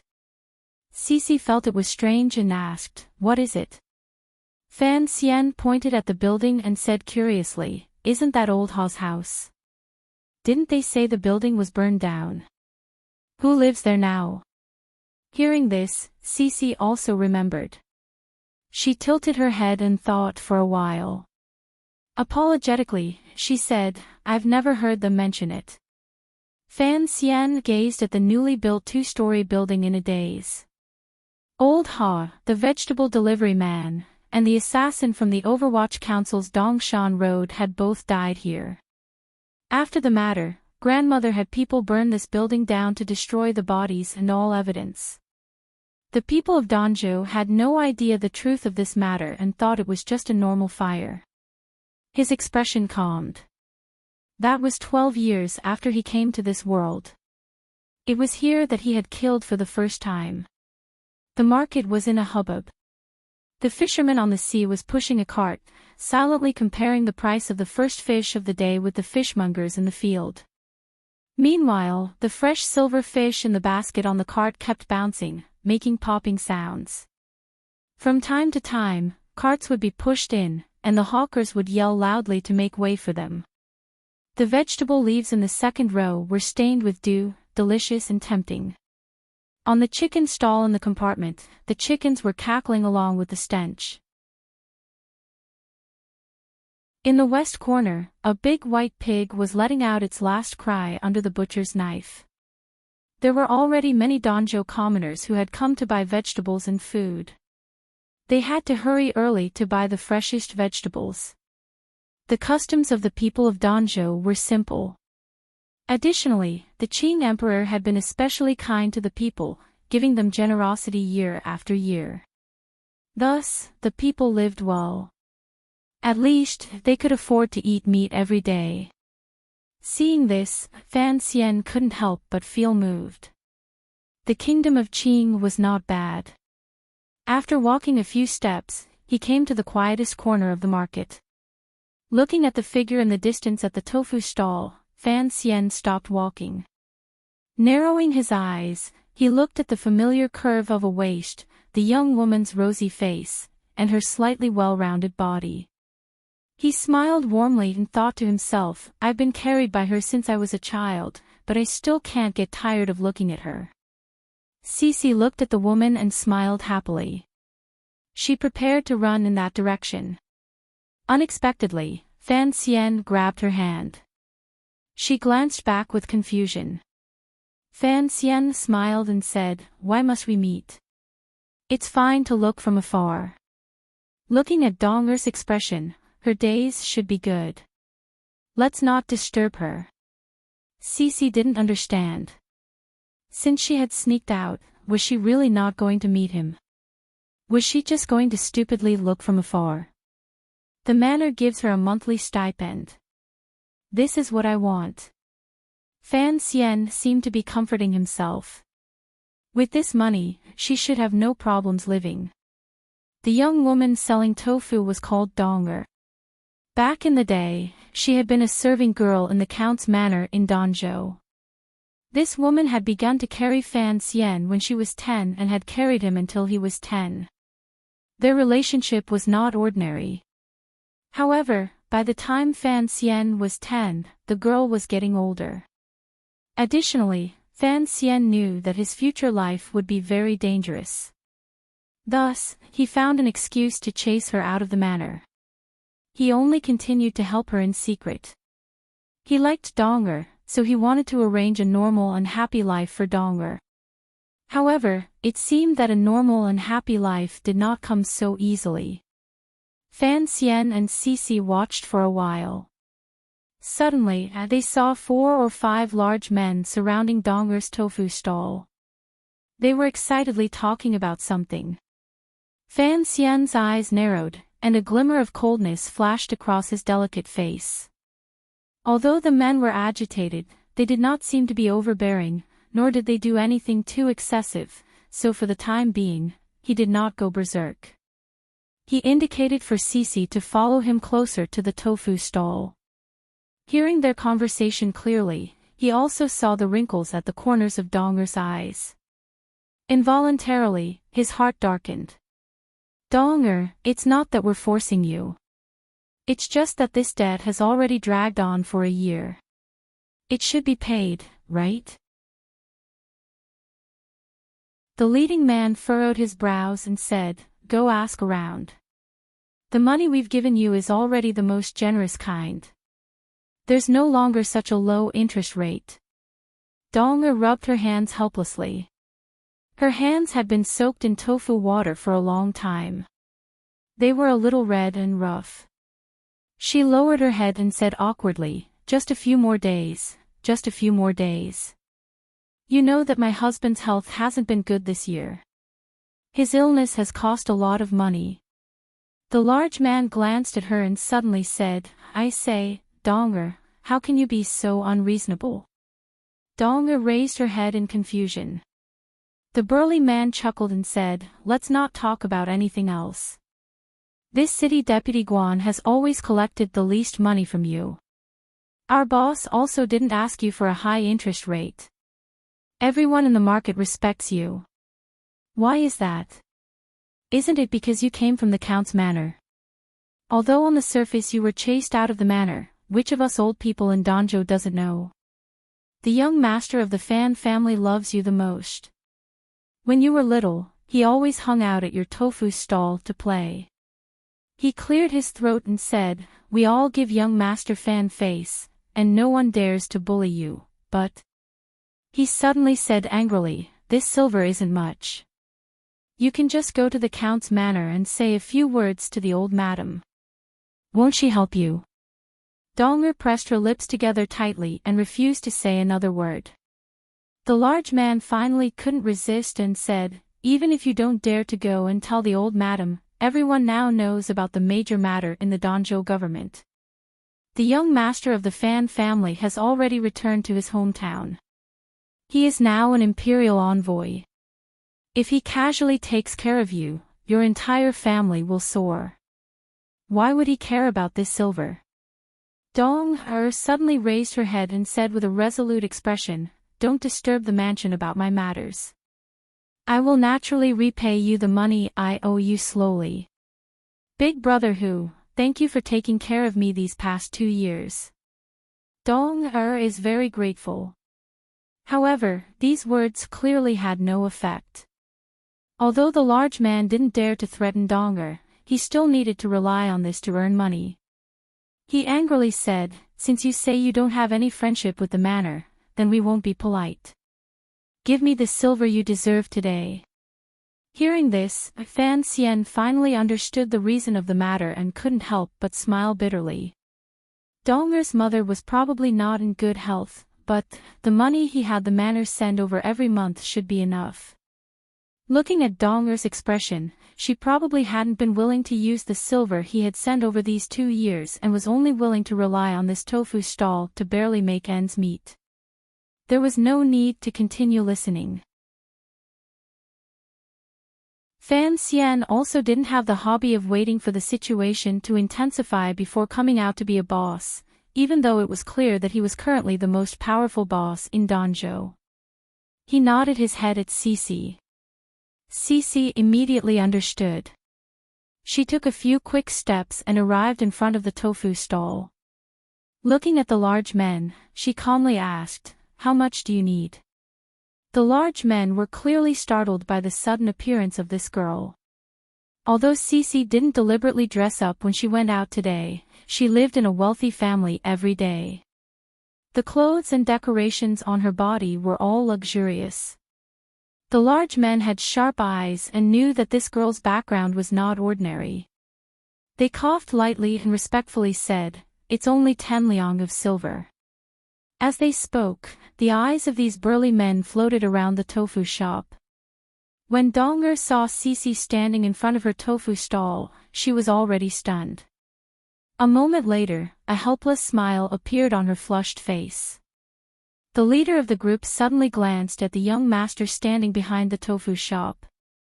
Looking at the young master's delicate and pretty face, and then thinking about the background of the tofu shop owner, Dong-er, and the beautiful lady in front of him, he immediately guessed the young master's identity. He hurriedly added in a trembling voice, "It is indeed 10 taels of silver. This interest. I didn't dare to charge it too much. Since Lady Dong is here today, it will naturally be completely waived." Cece's face was full of smiles. She turned her head to glance at Dong-er and said, "Sister, is it this much?" Dong-er was still immersed in shock and nodded her head in a panic. Cece glanced at Fan Xian. Of course, this girl knew what Fan Xian was thinking. She smiled at the large men and said, "I can also see that you all have intentions of protecting my sister. I thank you for this intention on behalf of my young master." As she spoke, she took out a small silver note from her sleeve and handed it over. Warmly, she said, "In the future, help me look after this shop." The large man took the silver note and looked. It was a 20 denomination. He couldn't help but want to return it with a pained expression. However, he then glanced at the young man's face behind the tofu stall, his emotions unknown. He didn't dare to say anything more. In a trembling voice, he said, I wouldn't dare. Of course. After saying this, he quickly pulled the confused subordinates behind him and hurriedly left. When he passed by Fan Xian, he bowed deeply to the ground and didn't even dare to let out a fart. Fan Xian shook his head and walked into the tofu stall. Facing Dong-er, who still didn't believe her eyes, he complained, "You have money and don't use it. Why did you borrow expensive interest?"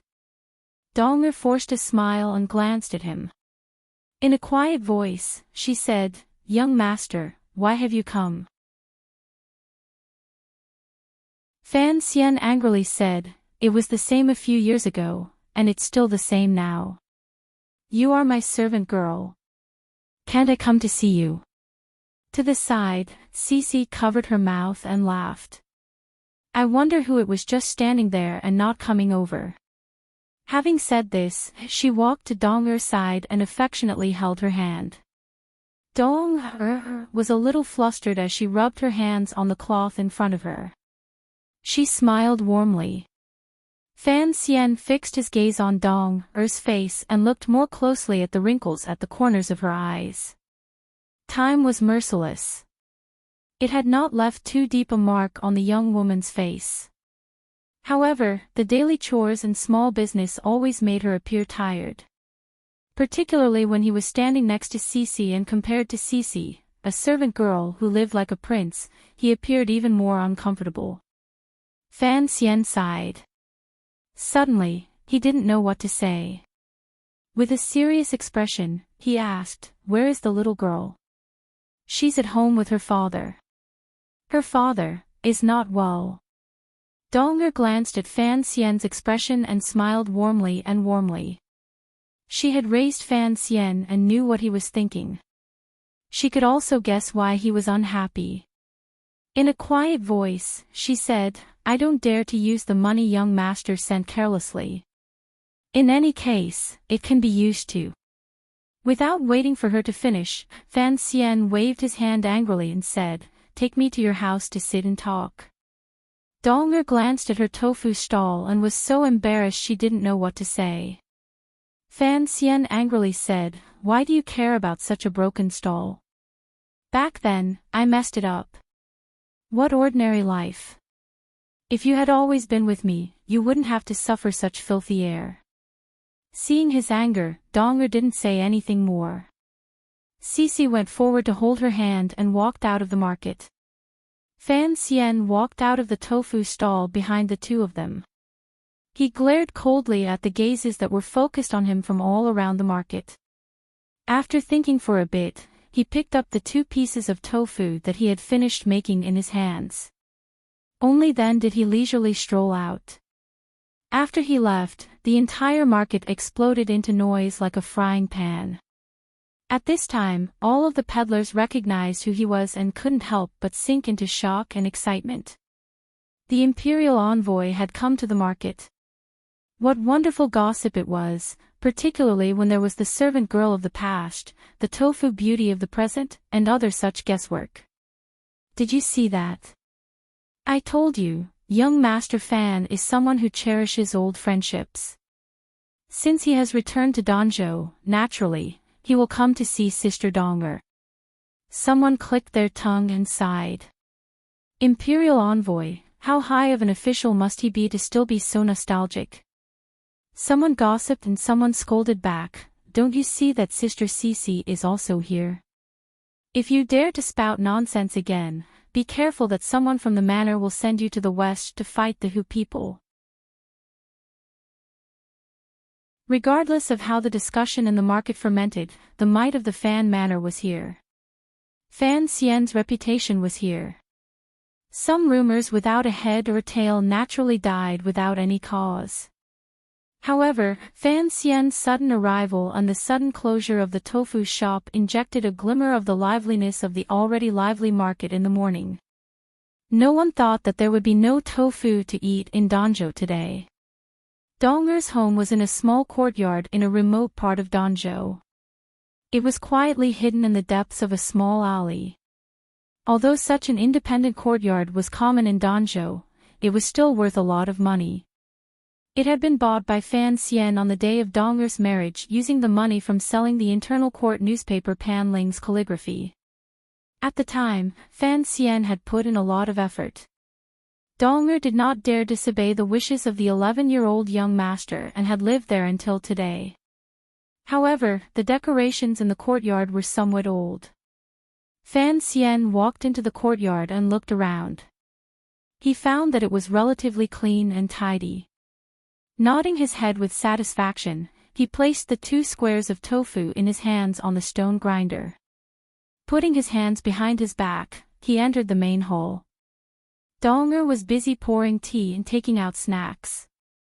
Fan Xian stopped her and smiled. It's not like you don't know my temper. I don't like to eat those things. Donger smiled warmly and said, at that time, everyone in the manor said that the young master was a strange child. A child who didn't like to eat snacks but liked to gnaw on bones. Yes, a strange child. Fan Xian sighed and said, only you don't think I'm strange. Cece randomly wiped at the low couch. She knew that Fan Xian didn't care about such things, so she invited him to sit. Fan Xian shook his head and lifted the curtain on the left side of the main hall. Without any awkwardness, he charged in. Entering the room, he saw a man about 30 years old struggling to get up from the bed. The man's features were regular and had a sense of loyalty. However, his face was a bit pale. It looked like his health was not very good. Seeing Fan Xian go into the room, Donger jumped up in panic and quickly followed him in. Young master, this is where the sick stay. What are you doing in here? The man on the bed was Donger's husband. His surname was Mai. He had long guessed the identity of the visitor. Ever since he knew that the young master of the Fan family was returning to Danzhou, he had been discussing with Donger whether or not the young master of the Fan family would come to visit. After all, the difference in their statuses was too great. Thinking that this matter was very unlikely, the two of them relaxed and did not make any preparations. Young Master Fan, don't come in, he said in a panic. He was quite frightened. Fan Xian smiled and directly sat down by his side. One hand felt his pulse and used his gaze to indicate for him to calm down. Donger stood at the door and guessed that the young master was treating her husband. She couldn't help but feel a glimmer of doubt. Back in the manor, she had seen the young master holding up a medical book and reading it. However, even the doctors in the city said it was difficult to treat this illness. Her husband was even more nervous. Seeing Fan Xian's finger feel his pulse, he thought to himself that this was the present imperial envoy. According to the rumors, he was a dragon. How could he treat him? He was endlessly excited and moved. His eyes began to moisten. The room was silent. Cece did not enter the room. She just watched carefully from behind Donger. After a long time, Fan Xian released his finger and opened his eyes. Smiling slightly, he said, "What a coincidence, it is a problem of the lungs. It is easy to treat." Hearing these words, Donger and her husband were overjoyed, but they still did not believe it. Cece covered her mouth and smiled. "Don't worry, the young mistress also has a problem of the lungs. Even the imperial doctors in the palace could not cure it. It was all cured by the young master." Writing this chapter, I thought of Shiren, Baoyu, and Song Zier. Donger and Fan Xian are much stronger than those two sesame seed cakes. I've been so happy writing recently. If you want to know what happens next, please log on to www.cmfu.com. There are more chapters. Support the author and support the original reading. You're tuning into the LoveLore Library YouTube channel. We're so grateful for your support, and don't forget to subscribe to join us on this incredible journey through captivating stories. Your generosity through donations truly makes a world of difference, as it's the primary source of revenue that allows me to expand and enhance this channel for you. Thank you from the bottom of my heart for being a part of this adventure.